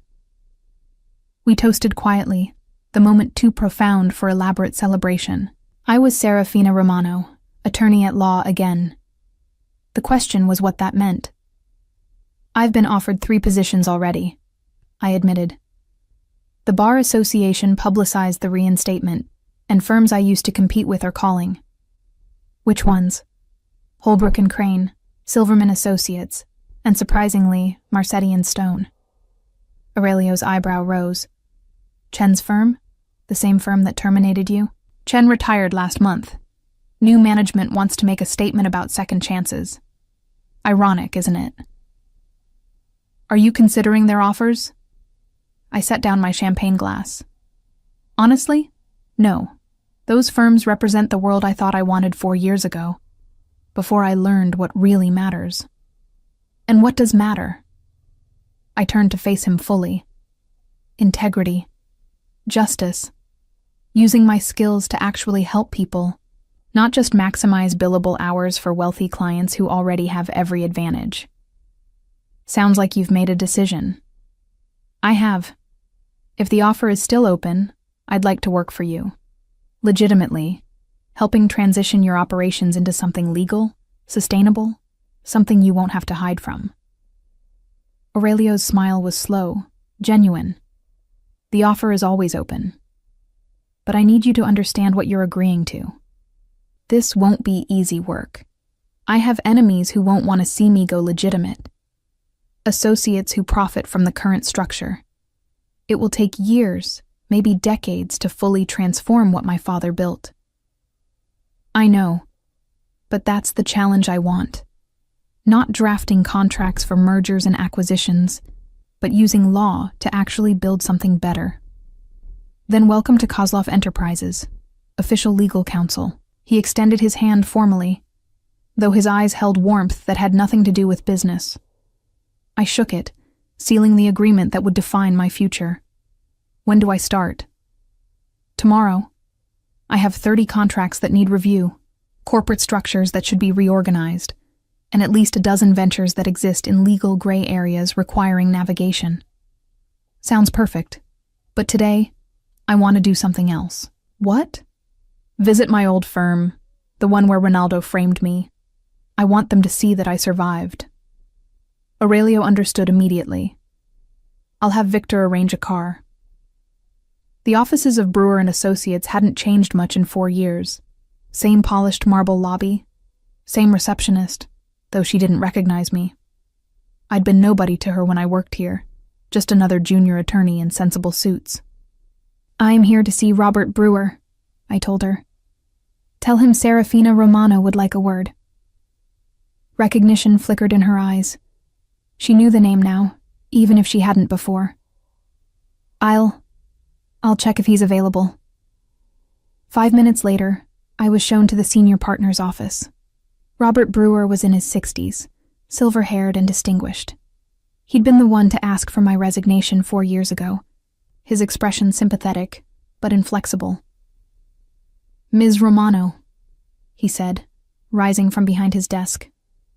"I heard about your reinstatement. Congratulations." "Thank you. Though I notice you didn't fight for me when Ronaldo's fraud came to light." He had the grace to look ashamed. "I didn't know the full truth then.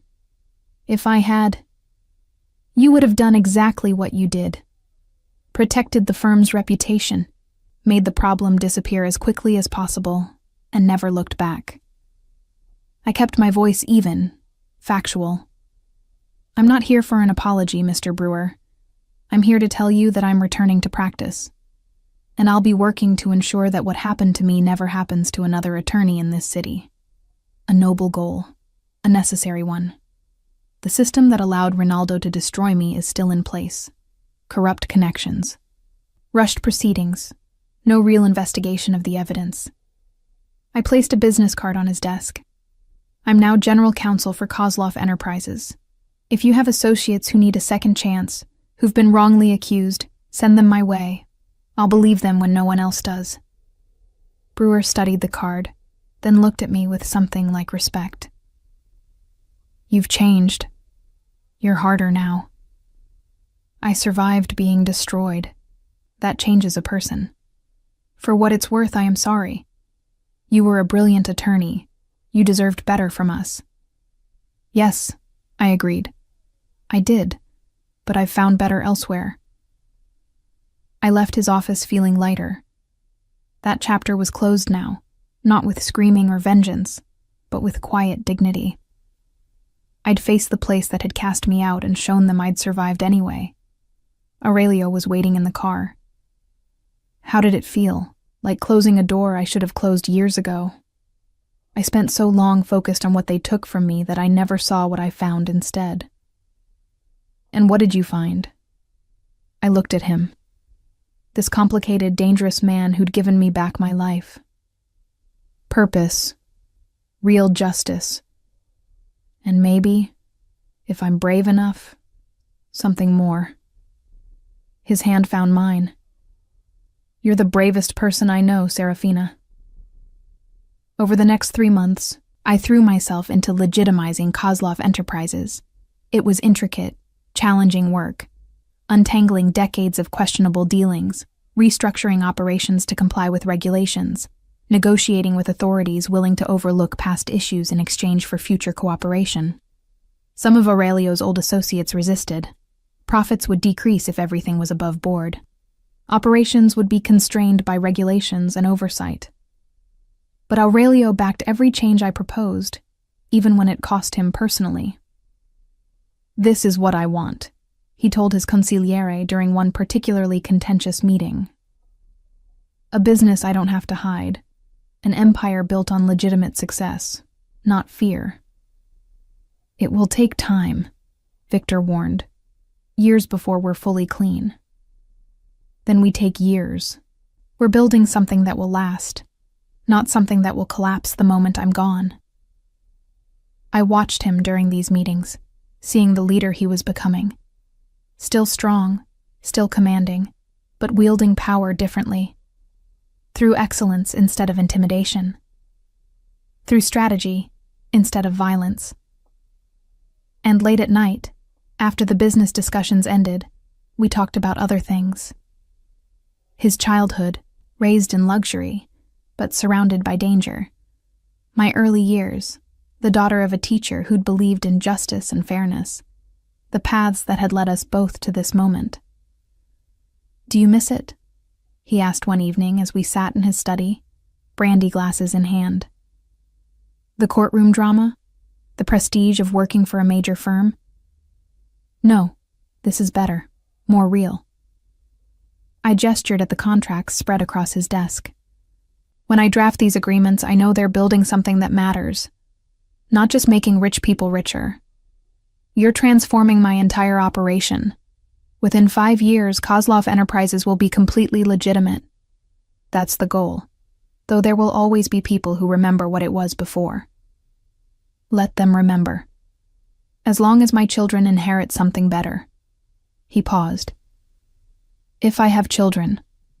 The conversation shifted into territory we'd been carefully avoiding for months. We'd grown close, emotionally, physically, but neither of us had defined what we were becoming. Aurelio. I'm in love with you, he said, the confession stark and honest. I think I have been since you pointed out that trap in my contract. You saw what no one else did. You fought when you had every reason to hide. You made me want to be better. My heart raced. This is complicated. Everything about us is complicated, but that doesn't make it wrong. He set down his glass, moving to kneel beside my chair. I'm not asking you to marry me, Serafina. I'm just asking you to consider a future where we build this together. Not just the business, but something more. A partnership in every sense. I'm afraid, I admitted. I trusted Ronaldo, and he destroyed me. I know you're not him, but the fear is reasonable, expected. I would never ask you to ignore it. His hand covered mine. But I'm asking you to trust that I see you, really see you. And what I see is someone I want beside me for the rest of my life, however long that takes for you to believe.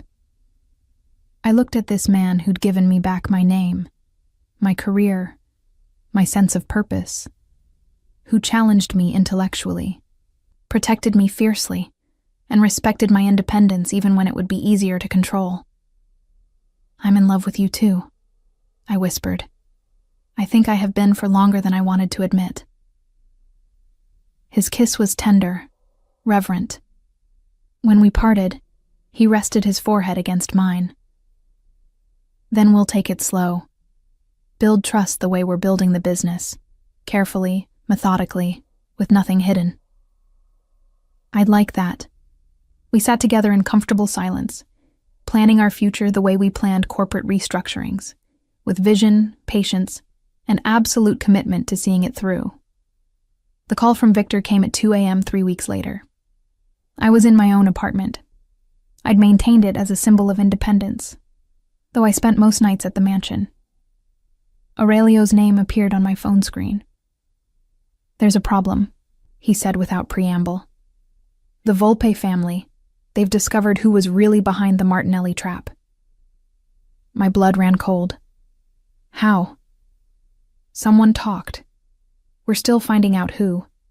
But they know about you, about your role in dismantling their scheme. And Serafina, they know where you live. Where are you? 3 minutes away. Pack essentials only. You're coming to the mansion until we resolve this. He arrived with Victor and 4 security personnel. They swept my apartment efficiently, checking for devices or threats, while I threw clothes and documents into a suitcase with shaking hands. How bad is this? I asked Aurelio. Bad enough that I'm not taking chances with your safety.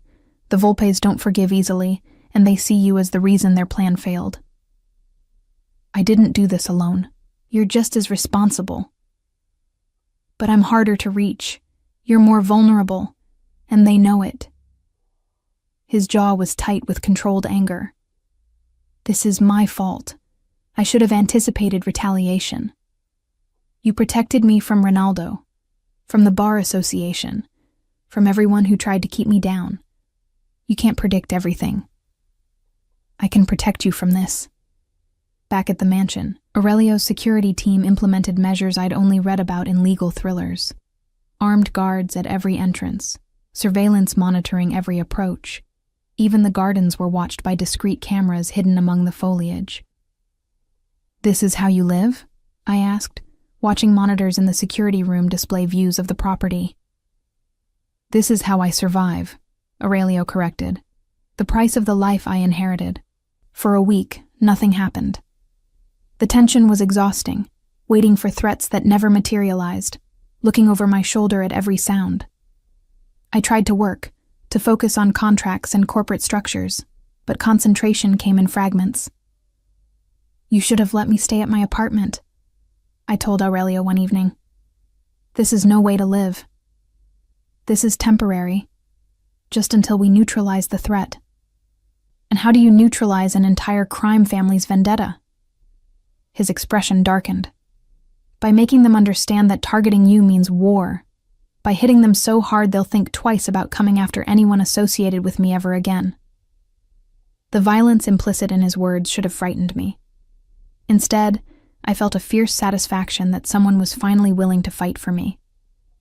Not just in courtrooms, but in the dangerous shadows where real power operated. The attack came on the 8th night. I was working late in my office when alarms began shrieking through the mansion. Aurelio appeared seconds later, gun in hand, Victor and Dimitri flanking him. "Stay here," Aurelio commanded. "Lock the door. Don't open it for anyone but me."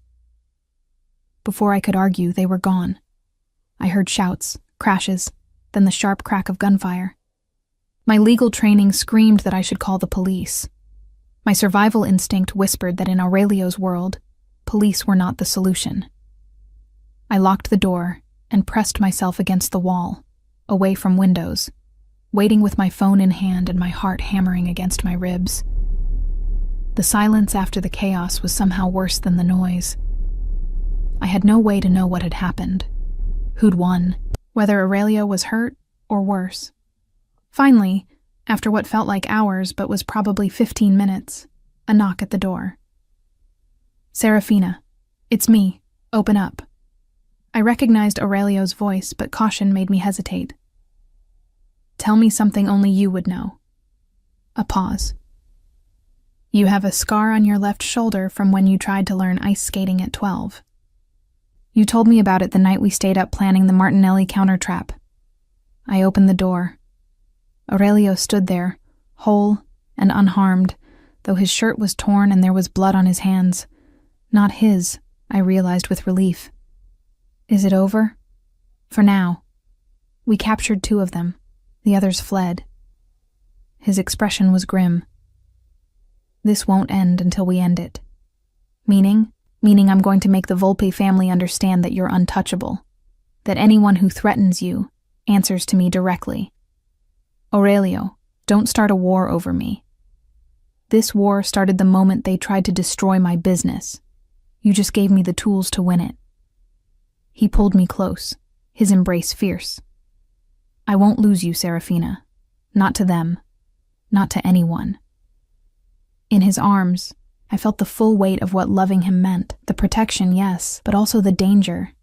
The power he wielded and the enemies it created. The reality that his world would always carry risks that legal agreements couldn't mitigate. What do we do now? Now we eliminate the threat permanently, and you help me do it the smart way. Legally, strategically, so thoroughly that the Volpes won't dare come after us again. I pulled back to look at him. "You want me to help you destroy a crime family?" "I want you to help me dismantle their financial infrastructure until there's nothing left to fight with. Cut their money supplies, expose their shell companies, make their legitimate fronts so radioactive that no one will do business with them. You've been restructuring my operations for months. Now apply that same expertise in reverse." It should have horrified me. Instead, I felt that fierce satisfaction again. The chance to use my legal skills not just defensively, but as a weapon against people who threatened everything I was building. "All right," I said. "Show me everything you have on the Volpe family's operations. Every business, every asset, every legal vulnerability. We're going to take them apart piece by piece." Aurelio's smile was cold, dangerous. "That's my counselor." Over the next month, I worked harder than I'd ever worked in my life. I built a legal case against the Volpe family's financial network that was so comprehensive, so meticulously documented, that when I finally presented it to federal prosecutors, they had everything they needed for a major racketeering indictment. The arrests came like dominoes. Shell company operators, money launderers, the lawyers and accountants who'd enabled it all. And finally, the Volpe patriarch himself, taken into custody while having breakfast in his favorite restaurant. "It's done," Victor reported as we watched news coverage of the arrests. "The family is destroyed. Their financial network is dismantled. The few members who weren't indicted are scrambling to distance themselves from the wreckage." "And the threat to Serafina?" Aurelio asked. "Gone. With the leadership in custody and assets seized, there's no organization left to sustain a vendetta. She's safe." I should have felt relieved. Instead, I felt exhausted. The past month had required me to use my legal skills in ways I'd never imagined, not to seek justice in courtrooms, but to systematically destroy an organization. Legally, yes, but destruction nonetheless. "Are you all right?" Aurelio asked after Victor left. "I'm not sure. I just helped send dozens of people to prison." Dozens of criminals who tried to kill you, who've terrorized this city for generations. I know, but it still feels wrong. Like I've crossed a line I can't uncross. Aurelio moved to stand beside me at the window overlooking the gardens. You used the law exactly as it was meant to be used. To stop criminals. To protect innocents. There's no shame in that. But I did it for revenge, not justice. You did it for survival. There's a difference. His hand found mine. Serafina, you're not Ronaldo. You didn't destroy innocent people to protect yourself. You dismantled a criminal organization that had been operating with impunity for decades. That's not wrong. It's exactly right. I wanted to believe him. And mostly, I did. But the line between using law as a shield and using it as a weapon felt thinner than I'd ever imagined. What happens now? I asked. With the Volpes gone, with your operations legitimized, what's our purpose? Aurelio turned to face me fully. Our purpose is whatever we choose it to be. We build the business we want. We help people who need second chances. We make something better than what we inherited. And us? What are we? We're whatever you want us to be. Partners, lovers, friends, all of the above. His eyes held mine. I told you I'd wait for you to decide. That offer still stands. I thought about the past 8 months. About how this man had given me back my name, my career, my sense of purpose. About how he'd protected me, challenged me, respected me even when it would have been easier to control. I don't want to wait anymore, I said quietly. I want to build this future with you. All of it. The business, the life, everything. His kiss was deep, claiming, a seal on the promise we were making. When we parted, both breathless, he rested his forehead against mine. Then let's build it together. Starting now. 6 months later, I stood in a courtroom for the first time since my reinstatement. Not as defendant, but as attorney of record in a case that had consumed the legal community's attention for weeks. The reinstatement hearing of James Morrison, an attorney who'd been disbarred 5 years ago under circumstances remarkably similar to mine. James had been framed by a senior partner at his firm. Evidence planted, witnesses coached, a bar proceeding conducted with minimal investigation. He'd lost everything: career, reputation, family. He'd been working as a paralegal when he read about my reinstatement and reached out, hoping I'd take his case. I'd spent 3 months building his defense, using every lesson I'd learned from my own experience. And today was the hearing that would determine whether he got his life back. All rise for the Honorable Judge Patricia Chen, the bailiff announced. Judge Chen entered, no relation to Richard Chen from Marcetti and Stone, but equally formidable. She'd reviewed my briefs with what I hoped was an open mind. Ms. Romano, she began, I've read your petition on behalf of Mr. Morrison. The parallels to your own case are striking. Yes, Your Honor. Which is why I'm uniquely positioned to demonstrate actual innocence and request reinstatement. For the next 2 hours, I presented evidence that would have exonerated James 5 years ago if anyone had bothered to look. Security footage, financial records, testimony from witnesses who'd been intimidated into silence. The opposing counsel, representing the Bar Association, challenged every point. But I'd learned from Aurelio how to anticipate objections, how to build cases so comprehensive that rebuttal became impossible. Your Honor, I concluded, James Morrison was destroyed by the same corrupt system that nearly destroyed me. The difference is that I had resources, protection, someone willing to fight for me. James had none of those things. He deserves the same second chance I received. Judge Chen studied me thoughtfully. This is personal for you. Yes, Your Honor, because I know exactly how it feels to lose everything you've worked for based on lies. And I know how transformative it is when someone finally believes the truth. She nodded slowly. I'll have a decision within 30 days. This hearing is adjourned. Outside the courtroom, James gripped my hand with desperate hope. Thank you for believing me, for fighting. Thank you for trusting me with your case. Whatever happens, you should be proud of surviving this long. Aurelio was waiting at the courthouse steps, his presence drawing attention as always. He'd insisted on attending, sitting in the back row throughout the hearing, a silent show of support. How did it go? He asked. Well, I think. Judge Chen seemed receptive. I took his offered arm as we walked to the car. 30 days until we know. You were brilliant in there.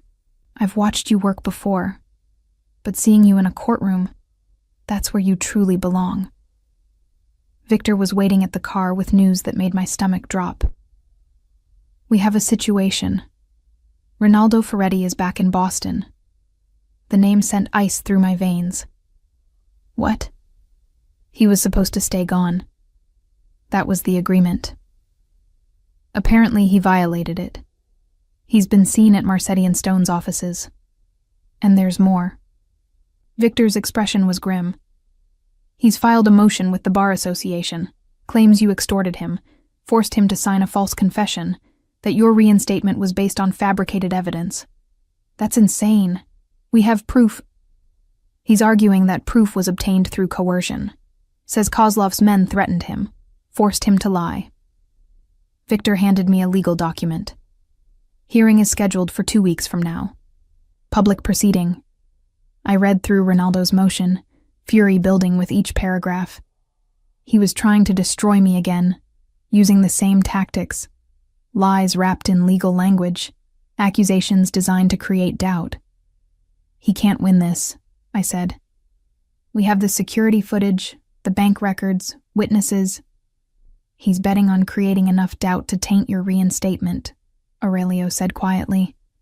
Even if he doesn't win, the publicity could destroy your credibility, make it impossible for you to practice effectively. So what do? Aurelio's ice blue eyes met mine. You fight back. But this time, you don't fight alone, and you don't fight quietly. You expose everything he's done in the most public way possible. How? By turning his hearing into your platform. By making sure every lawyer, every judge, every client in Boston knows exactly who Ronaldo Ferretti is and what he's done. Over the next 2 weeks, I prepared for the fight of my life. Not just gathering evidence, but building a narrative so compelling, so thoroughly documented, that Ronaldo's lies would crumble under their own weight. Victor's investigators found more victims. 3 other attorneys Ronaldo had framed or undermined over the years, all willing to testify. We obtained additional security footage showing Ronaldo accessing not just my computer, but files belonging to multiple colleagues. We traced money from his offshore accounts directly to the clients he'd stolen from. But the most damning evidence came from an unexpected source. Margaret O'Brien, the senior partner from Marsetti & Stone who'd been at the Martinelli negotiations. I knew something was wrong 4 years ago, she told me in my office 3 days before the hearing. The evidence against you was too perfect, too conveniently timed. But I was a junior partner then, afraid to speak up against Ronaldo's family connections. What changed? He tried the same thing with a young associate last month. I watched him plant documents in her files, saw the same pattern repeating. I couldn't stay silent again. Her eyes were earnest. I'll testify to everything I witnessed, both 4 years ago and recently. The hearing was held in the largest courtroom in the Suffolk County Courthouse, and it was packed. Word had spread through Boston's legal community that this would be a spectacle, a public battle between a reinstated attorney and the man who'd destroyed her career. I sat at the respondents' table with Aurelio beside me. He'd insisted on attending, wanted everyone to see his support. Victor and Dimitri sat in the front row, along with Maria from the mansion and James Morrison, whose own reinstatement had been granted 3 days earlier. Ronaldo entered with his attorney, a sharp-faced man from one of Boston's most aggressive firms. He looked confident, polished, Every inch the successful lawyer he'd built himself into on the foundation of my destroyed reputation. The three-judge panel entered, Judge Chen presiding, flanked by two other senior members of the Bar Oversight Committee. This hearing, Judge Chen began, concerns allegations by attorney Ronaldo Ferretti that his previous confession regarding the 2022 disbarment of attorney Serafina Romano was obtained through coercion and threats. Mr. Ferretti, you may present your case. For the next hour, Ronaldo's attorney painted a picture of me as a vengeful woman who'd aligned herself with organized crime to destroy an innocent man. He claimed Victor's investigators had threatened Ronaldo's family, that Aurelio had used his notorious reputation to intimidate Ronaldo into signing a false confession. My client, Ronaldo's attorney concluded, was terrified for his life. He signed documents he knew to be false because he feared what Mr. Kozlov would do if he refused. This is not justice. It's extortion dressed in legal clothing.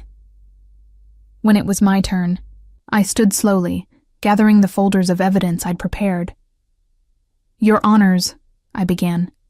Mr. Ferretti would have you believe he's a victim, that he was forced to confess to crimes he didn't commit. Let me show you who Ronaldo Ferretti really is. I started with the security footage from 4 years ago, clear images of Ronaldo at my workstation at 2 a.m., accessing my files, uploading documents. Then the bank records showing deposits to his offshore accounts matching exactly the amount stolen from clients. This is from 2021 and 2022, I explained. Before I ever knew Aurelio Kozlov. Before I had any resources to investigate. This evidence existed all along. It was simply never examined because Mr. Ferretti's family connections ensured a rushed proceeding that accepted his accusations without question. I presented testimony from the 3 other attorneys Ronaldo had undermined, each one describing similar patterns of manipulation and fraud. Then Margaret O'Brien took the stand. I watched Mr. Ferretti plant evidence in Ms. Romano's files in late 2021, she testified, her voice steady. I saw him access her computer when she was out of the office. I knew what he was doing, and I stayed silent because I was afraid of his family's influence. That silence has haunted me for 4 years. Why come forward now? Judge Chen asked. Because I watched him do it again last month to a young associate. The same pattern, the same techniques. I couldn't let another career be destroyed by my cowardice. Ronaldo's attorney tried to discredit her, but Margaret had brought her own evidence. Emails she'd saved, documenting her suspicions, dated from 2021. Finally, I called my last witness. I'd like to call Ronaldo Ferretti to the stand. His attorney objected, but Judge Chen overruled. Mr. Ferretti has made serious allegations. He should be willing to testify under oath. Ronaldo took the stand, his confidence visibly shaken. Mr. Ferretti, I began, you claim my associates threatened you to obtain your confession. Can you describe these threats? Mr. Kozlov's men said they would hurt my family if I didn't cooperate. Did they touch you? No, but did they show you weapons? The threat was implied. So no actual threats were made. You simply assumed Mr. Kozlov would be violent because of his reputation. I pulled out a document. This is the confession you signed. It's notarized, witnessed by an independent attorney who confirmed you were signing voluntarily. Were you coerced during that signing? I was afraid. Were you physically prevented from leaving? Were you injured? Were explicit threats made in the presence of witnesses? No, but everyone knows what Kozlov is.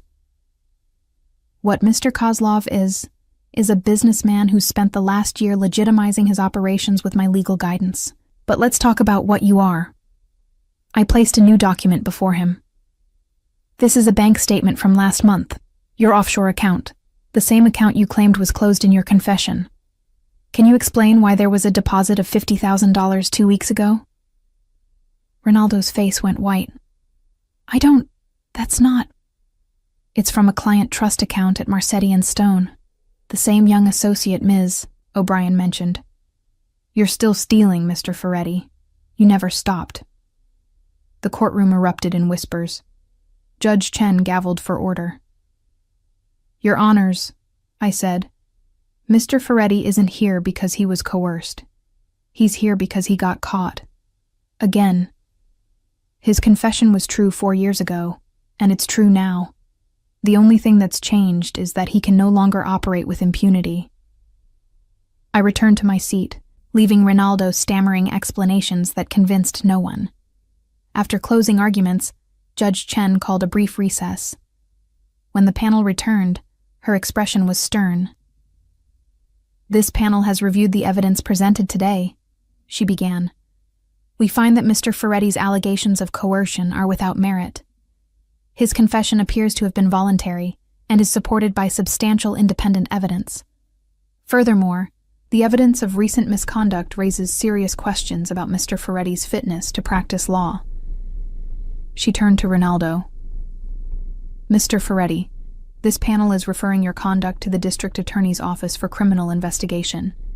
Additionally, we are initiating disbarment proceedings based on the evidence presented today. You are hereby suspended from practice pending the outcome of those proceedings." Ronaldo stood abruptly. "You can't, she's working with criminals. Kozlov is a—" "Mr. Ferretti," Judge Chen's voice cut through his protests like ice. "You've accused Ms. Romano of impropriety while engaging in the very conduct you claim to condemn. This hearing is concluded." As the judges filed out, Ronaldo turned to me, his face contorted with rage and desperation. "You think you've won? You've destroyed yourself by associating with him. Everyone will know you're Kozlov's. Careful." Aurelio's voice was soft but deadly as he stood.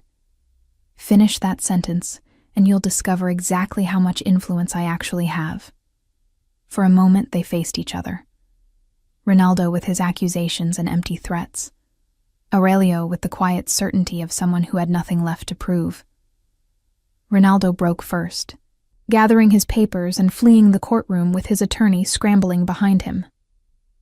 The crowd that had gathered began to disperse, but several attorneys approached me, some offering congratulations, others asking quietly if I was taking new clients, if I might review cases where they suspected their colleagues of similar fraud. "You've started something," Aurelio murmured as we finally made our way out of the courthouse. "Every corrupt attorney in Boston is going to be looking over their shoulder now." "Good. Maybe next time someone sees evidence being planted, they'll speak up instead of staying silent like Margaret did." We emerged into bright October sunshine. A crowd of reporters had gathered on the courthouse steps. Word of the hearing's outcome had already spread. "Ms. Romano, is it true you're working for Aurelio Kozlov? Ms. Romano, will you be pressing charges against Mr. Ferretti? Ms. Romano, how does it feel to finally clear your name?" I paused at the top of the steps, Aurelio beside me, and faced the cameras.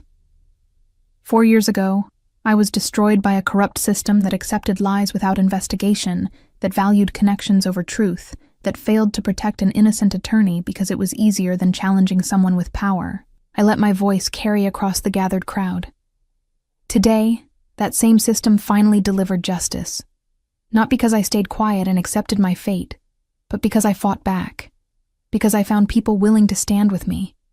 Because I refused to let lies define who I am. "What about your association with Mr. Kozlov?" a reporter called out. I felt Aurelio tense beside me, but I continued steadily. Aurelio Kozlov gave me an opportunity when no one else would. He believed me when everyone else called me a liar. He protected me when I was vulnerable. Yes, I work for Kozlov Enterprises as general counsel. And I'm proud of that work because we're building something legitimate, something that gives second chances to people who deserve them. "Are the rumors true that you're engaged?" I glanced at Aurelio, who gave me the slightest nod, permission to share what we'd kept private.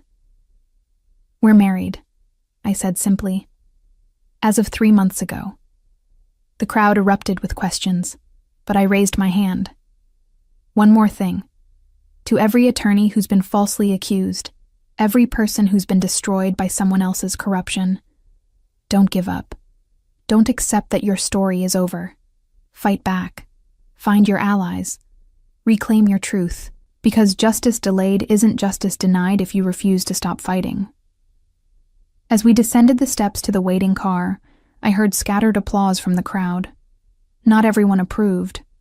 I could see the judgment in some faces, the skepticism about my association with Aurelio. But I'd stopped caring what strangers thought about my choices. "That was quite a speech," Victor said as we settled into the car. "Very inspiring." "It was the truth," I replied. "The only thing I have left to give people who are where I was 4 years ago." "Where to?" Dmitri asked from the driver's seat. Aurelio looked at me. "Home?" I thought about the penthouse overlooking Boston Harbor, the space we'd made ours. But that's not where I needed to go right now. Actually, there's somewhere else I need to be first. 20 minutes later, we pulled up outside Brewer and Associates, my old firm, where Ronaldo had planted the evidence that destroyed my career.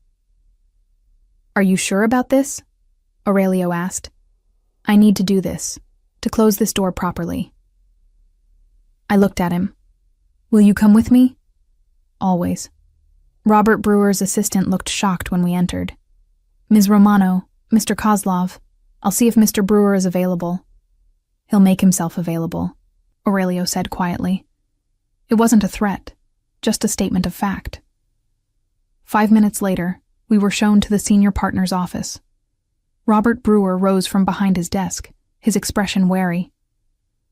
"Ms. Romano, I heard about the hearing. Congratulations on your vindication." "Thank you. Though I notice you didn't fight for me when Ronaldo's fraud first came to light." He had the grace to look ashamed. "I didn't know the full truth then. If I had, you would have done exactly what you did. Protected the firm's reputation, made the problem disappear as quickly as possible, and never looked back. I kept my voice even, factual. I'm not here for an apology, Mr. Brewer. I'm here to tell you that I'm taking 3 of your associates with me." His eyes widened. "Excuse me?" Margaret O'Brien, Daniel Chen, and Sarah Blackwell have all submitted their resignations effective immediately. They're joining Kozlov Enterprises' new legal division, one dedicated to representing wrongly accused attorneys and building airtight corporate structures that can withstand scrutiny. I smiled. "I believe Margaret left her resignation letter on your desk this morning." Brewer's face had gone red. "You're poaching my senior partners? I'm hiring brilliant attorneys who are tired of working for a firm that values connections over ethics. They made their own choices." I placed a business card on his desk. "We're also taking over representation of 6 of your largest clients. They called me after the hearing. Apparently, they're concerned about the ethical climate at Brewer and Associates. This is... you can't... I can, and I have. Consider it the cost of your silence 4 years ago." I turned to leave, then paused at the door. "Oh, and Mr. Brewer, if you have associates who need a second chance, who've been wrongly accused, send them my way. Unlike you, I believe people when the evidence supports them." Outside, Aurelio was smiling. "I'm impressed. That was ruthless. I learned from the best." I took his arm. "Now can we go home? I'm exhausted." But the day had one more surprise waiting. When we arrived at the penthouse, we found Victor waiting with a folder. "This just came from the district attorney's office." I opened it to find a letter informing me that based on the evidence presented at the hearing, the DA was filing criminal charges against Ronaldo Ferretti, fraud, embezzlement, evidence tampering, and conspiracy. The prosecutor wanted me to testify at trial. "There's more," Victor said. "They're also investigating his father and 2 uncles. Apparently, the family connections that protected Ronaldo all these years were built on judicial corruption. This is going to be a major scandal." I sank onto the sofa, overwhelmed. It's really over. He can't hurt me anymore. "No," Aurelio agreed, sitting beside me. "He can't, and more importantly, he can't hurt anyone else either." That night, as we stood on the penthouse balcony overlooking Boston Harbor, I finally allowed myself to feel the weight lift. 4 years of fear, of hiding, of believing I'd never reclaim who I was. All of it finally released. "What are you thinking?" Aurelio asked, his arm around my waist. "That I'm ready to stop looking backward, to really build the future we've been planning. The legal division is just the beginning. What else do you want to build?" I turned to face him. "A family. Not right away. I want to establish the practice first, help more people like James. But in a year or two, when Kozlov Enterprises is completely legitimate, when we can give children a life without looking over our shoulders." "Yes," he said simply, "to all of it. Whatever timeline you want, whatever you need. Yes." His certainty, his absolute commitment to building the life I envisioned, still had the power to make my heart race. "I love you," I said. "Not for what you've given me, but for seeing me when I was invisible, for believing me when everyone else called me a liar, for fighting with me instead of for me. I love you because you pointed at a contract and saved my empire, because you faced down your nightmare with courage I've rarely seen, because you turned destruction into purpose and made me want to be better than what I inherited." We kissed as the sun set over Boston Harbor, the city lights beginning to twinkle like promises of the future we'd build together. 18 months later, the new offices of Romano Legal Services occupied the entire 15th floor of a building in Boston's financial district. Floor-to-ceiling windows offered views of the city I'd once fled, the city I'd reclaimed.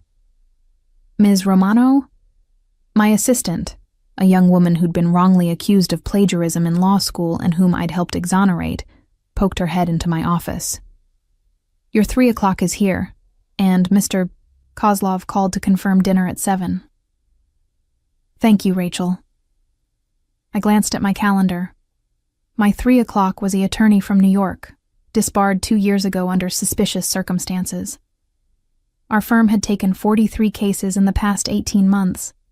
We'd won reinstatement for 31 so far. But before I could call Rachel back to show the client in, Aurelio appeared in my doorway. "You're early," I said, smiling. "I wanted to see you before you got caught up in the afternoon." He crossed to my desk, and I noticed he was carrying a small box. "I have something for you." "Aurelio, I told you I don't need gifts." "This isn't a gift. It's a completion." He opened the box to reveal a simple gold plaque, engraved with words that made my throat tight. "Serafina Romano, Attorney at Law Reinstated 2025. Justice delayed is not justice denied. For your office," he explained. "So every client who walks through that door knows they're working with someone who understands their fight." I stood, moving around the desk to wrap my arms around him. "It's perfect. You're perfect. I'm many things, but perfect isn't one of them." His hands settled on my waist, and I felt him tense slightly. "Serafina, there's something else. Something I need to tell you." The seriousness in his tone made me pull back to look at him. "What's wrong?" "Nothing's wrong. Everything is. Complete." He took a breath. "As of this morning, the final restructuring is done. Every business, every operation, every contract, all of it legitimate, all of it clean. Kozlov Enterprises is 100% legal." I stared at him, not quite believing. "You're sure? Everything?" "Victor confirmed it an hour ago. We're done. The transformation is complete." Joy and relief flooded through me. This was what we'd been working toward for 2 years. What had seemed impossible when I'd first pointed at that contract in his dining room. This means our children will inherit something we can be proud of, something built on excellence instead of fear. His hands moved to cradle my face. "This means I kept my promise to you, to become someone better than what my father left me. You've always been better than that. You just needed the chance to prove it." I kissed him softly. "And now you have." Now we both have. His hand moved from my face to rest gently on my stomach, where the smallest curve had just begun to show. All three of us. I'd discovered the pregnancy 2 weeks ago. We'd been planning to wait, but sometimes life had its own timeline. And looking at Aurelio's face, the joy, the wonder, the absolute certainty, I knew this was exactly right. "What do you think?" I asked. "Ready to be a father in a completely legitimate empire?" "Ready to be a father to your child? Always. Everything else is just details." He pulled me close, his arms protective around me. "Thank you." For what? For seeing the trap, for saving me, for believing I could be better and helping me become it. His voice was rough with emotion. For giving me everything I never knew I needed. "You gave me my life back first. I'd say we're even." We stood there in my office, two people who'd been broken by different circumstances, who'd found each other in the wreckage and built something beautiful from the pieces. 3 years later. The courtroom was packed again, but this time I wasn't the one on trial or defending a client. I was simply an observer, watching as Ronaldo Ferretti stood before a judge to receive his sentence. The trial had lasted 6 weeks. The evidence of his fraud, his evidence tampering, his systematic destruction of multiple careers, had been overwhelming. His father and uncles had already been sentenced for their role in the judicial corruption that had enabled him for years. "Mr. Ferretti," the judge began, "you exploited your position of trust to destroy innocent people's careers while enriching yourself. You corrupted the legal system that you'd sworn to uphold. You showed no remorse, no acceptance of responsibility, even when confronted with irrefutable evidence." Ronaldo stood silent, his expensive suit unable to disguise the defeat in his posture. "I hereby sentence you to 15 years in federal prison, to be followed by 5 years of supervised release. Additionally, you are permanently disbarred and prohibited from working in any legal capacity upon your release." 15 years. Longer than the 4 years he'd stolen from me, but still somehow not enough to balance the scales of what he'd done to so many people. As the bailiffs led Ronaldo away, he looked back one final time. Our eyes met across the courtroom. I felt nothing. No satisfaction, no anger, no vindication. Just a quiet sense of completion. This chapter was finally, truly closed. Outside the courthouse, a small crowd had gathered. Many of them attorneys I'd helped over the past 3 years. Others who'd been Ronaldo's victims, and who'd finally seen justice served. "Ms. Romano," a reporter called. "How does it feel to see Ronaldo Ferretti sentenced?" I paused on the courthouse steps, remembering the last time I'd stood here, newly vindicated but still fighting. Now I stood here complete, whole, with nothing left to prove. "It feels like justice," I said simply. "Not just for me, but for everyone whose careers he destroyed, whose lives he shattered. This verdict says that no one, no matter their connections, no matter their power, is above accountability." "Will you continue representing wrongly accused attorneys?" "Absolutely. For as long as there are people who need second chances, Romano Legal Services will be here to fight for them. And your family? There are rumors." I smiled, my hand moving instinctively to rest on the slight curve where my daughter was growing. 3 months along now, a sister for our son Lucas, who was currently home with his father and probably making a mess of Aurelio's impeccably organized office. "My family is perfect. My husband supports this work completely. We're building something better. A legacy of justice and second chances that our children can be proud of." As the reporters shouted more questions, Aurelio appeared beside me. Lucas balanced on his hip. Our 2-year-old son had his father's dark hair and my hazel eyes, and he'd somehow convinced Aurelio to let him wear his favorite dinosaur shirt to the courthouse. "Mama." Lucas reached for me, and I took him, savoring the solid weight of him in my arms. How did he do? I asked Aurelio. Perfect. Only climbed on my desk twice and reorganized exactly one drawer of legal files by color. Aurelio's expression was soft as he looked at our son. Victor says the damage is minimal. I helped, Lucas announced proudly. You absolutely did. I kissed the top of his head, then looked at Aurelio. Ready to go home? Always. As we walked to the car, I reflected on how far we'd traveled from that night in his dining room. Aurelio had transformed his empire into a completely legitimate corporation. Kozlov Enterprises was now known for innovation and integrity, frequently featured in business journals as a model for ethical corporate structure. The old ghosts of his father's violence had been exorcised, replaced by a reputation built on excellence. My own practice had grown beyond anything I'd imagined. 43 cases had become 200.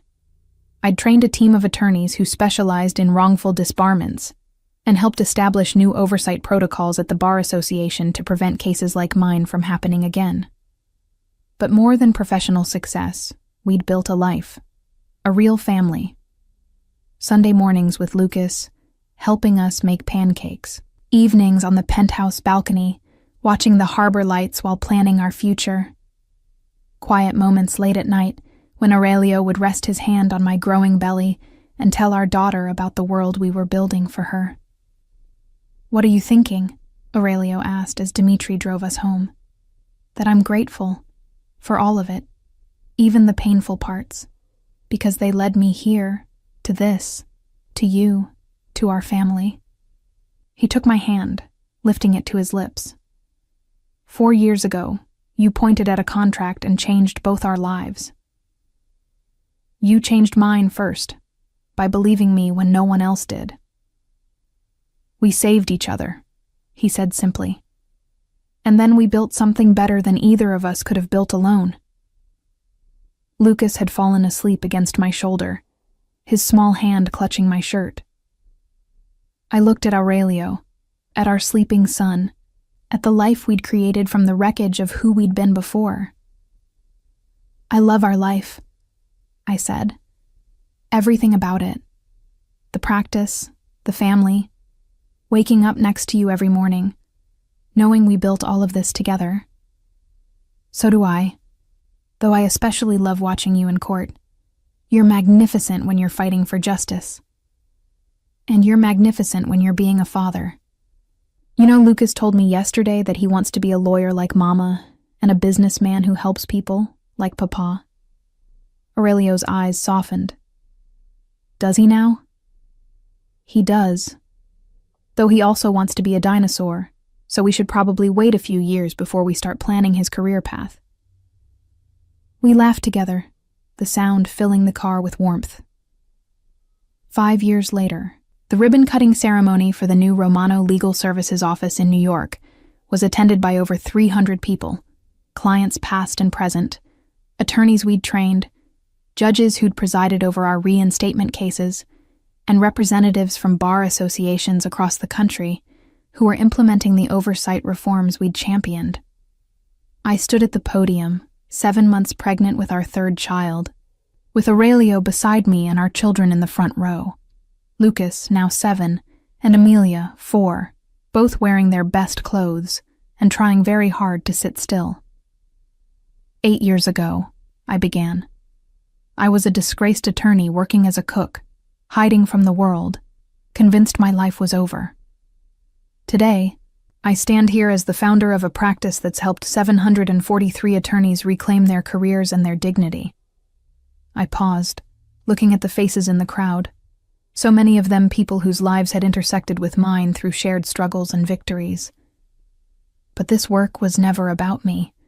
It was about proving that the system could do better, that second chances matter, that truth and justice are worth fighting for, even when the fight seems impossible.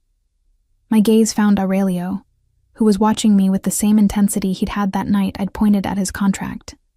Except now it was tempered with love, with partnership, with the shared knowledge of everything we'd built together.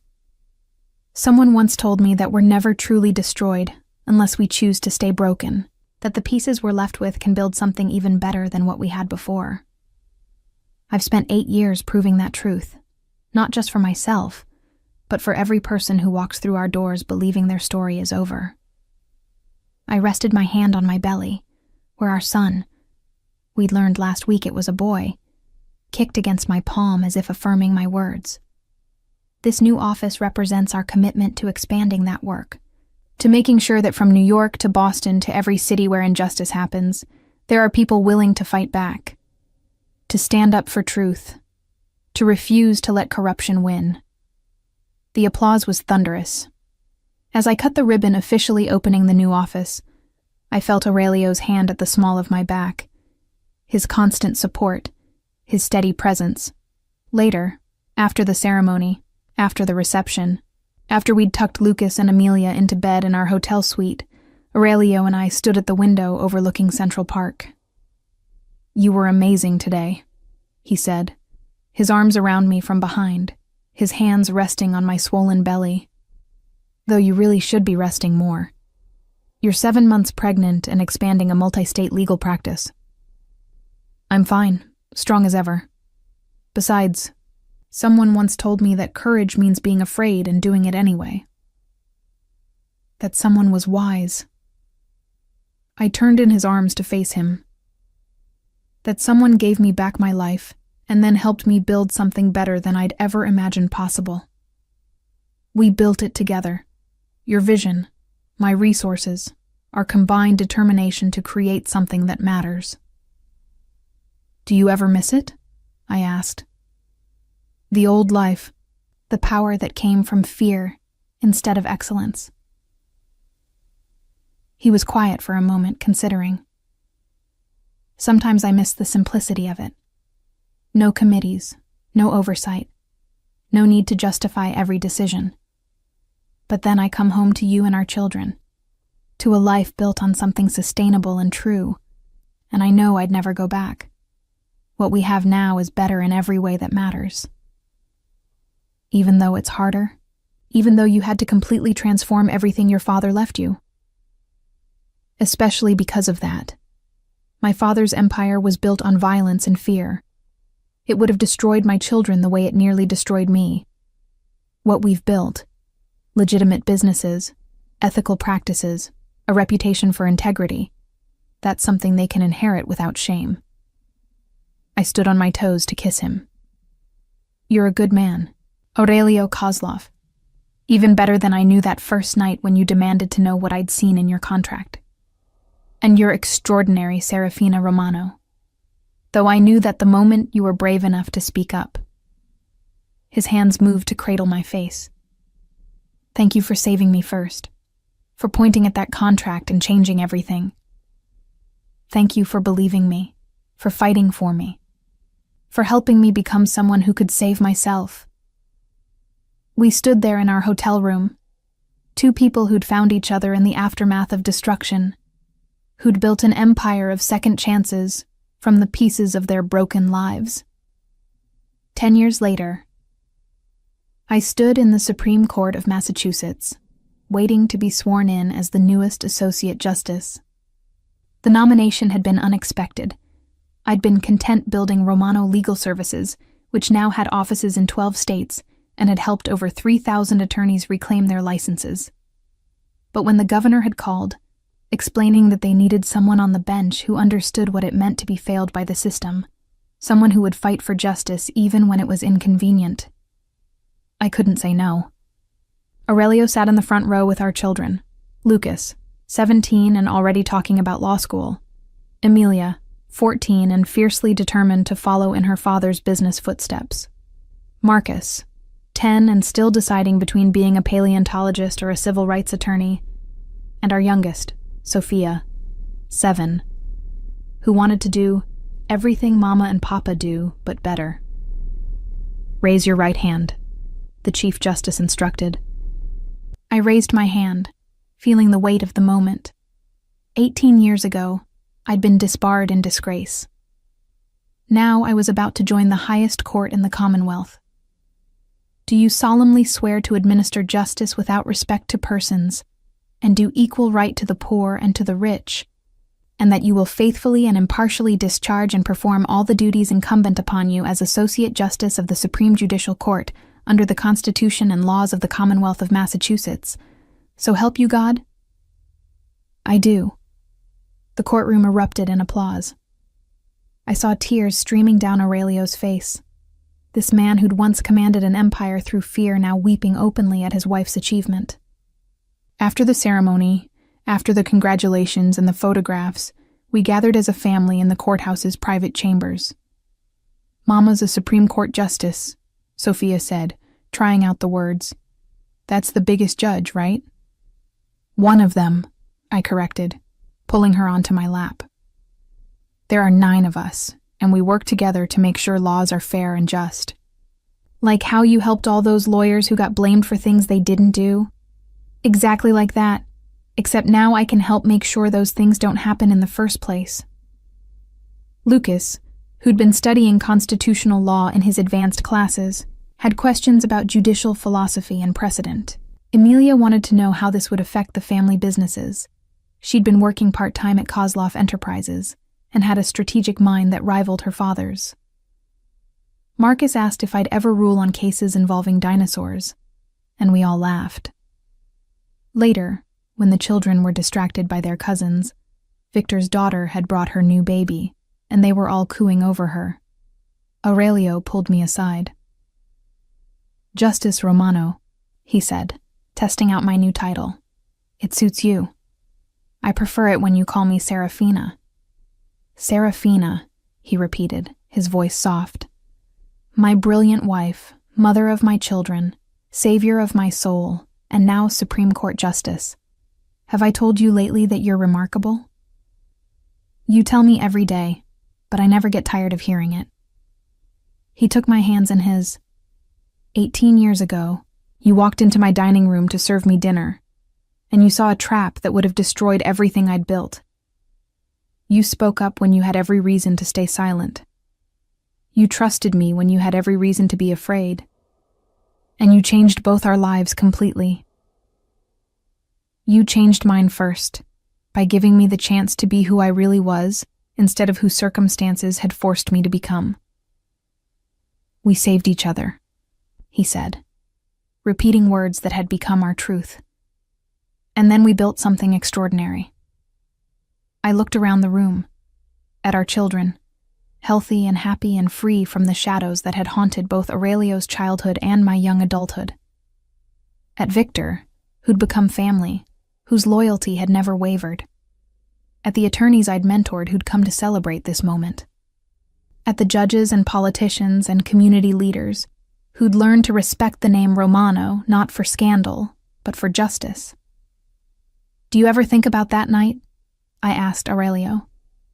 "About what would have happened if I'd stayed silent, if I'd just served your dinner and walked away?" "Every day. I think about how close I came to signing that contract, to losing everything. How close I came to never really knowing you." His arms wrapped around me. "I think about all the moments that had to align perfectly. You needing a job, my house needing a cook, that specific contract arriving on that specific night when you happened to see it." "Fate," I said. "Justice," he corrected.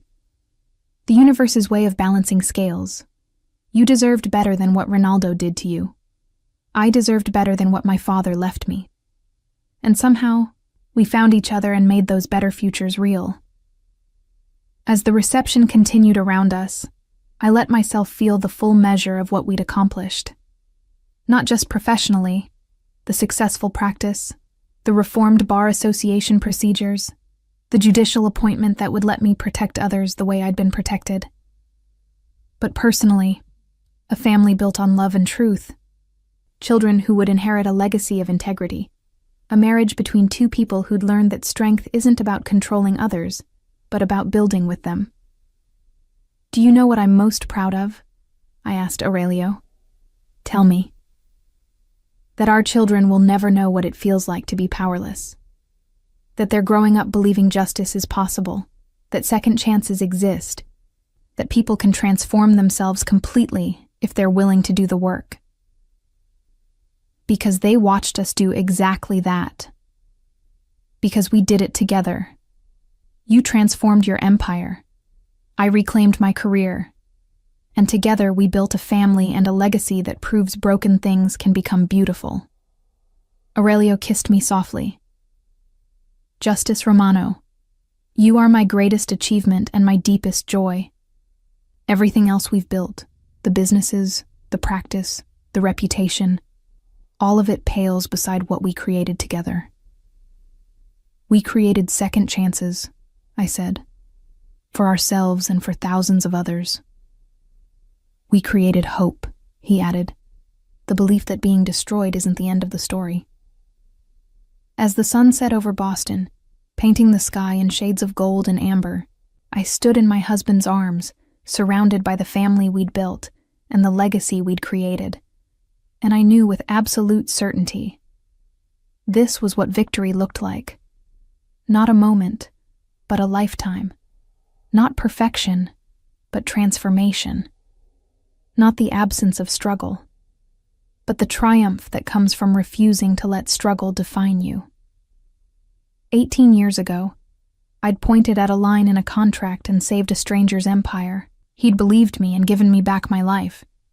Together, we'd built something better than either of us could have imagined alone. And that was justice. True, complete, and absolutely worth fighting for. Hello, dear. If this story touched your heart in any way, please leave a like. It helps me keep bringing more stories to you. And if you know someone who would love this tale, share it. Every story here at Emma Romance Library is crafted with love, thinking of you. See you in the next story. Sending love.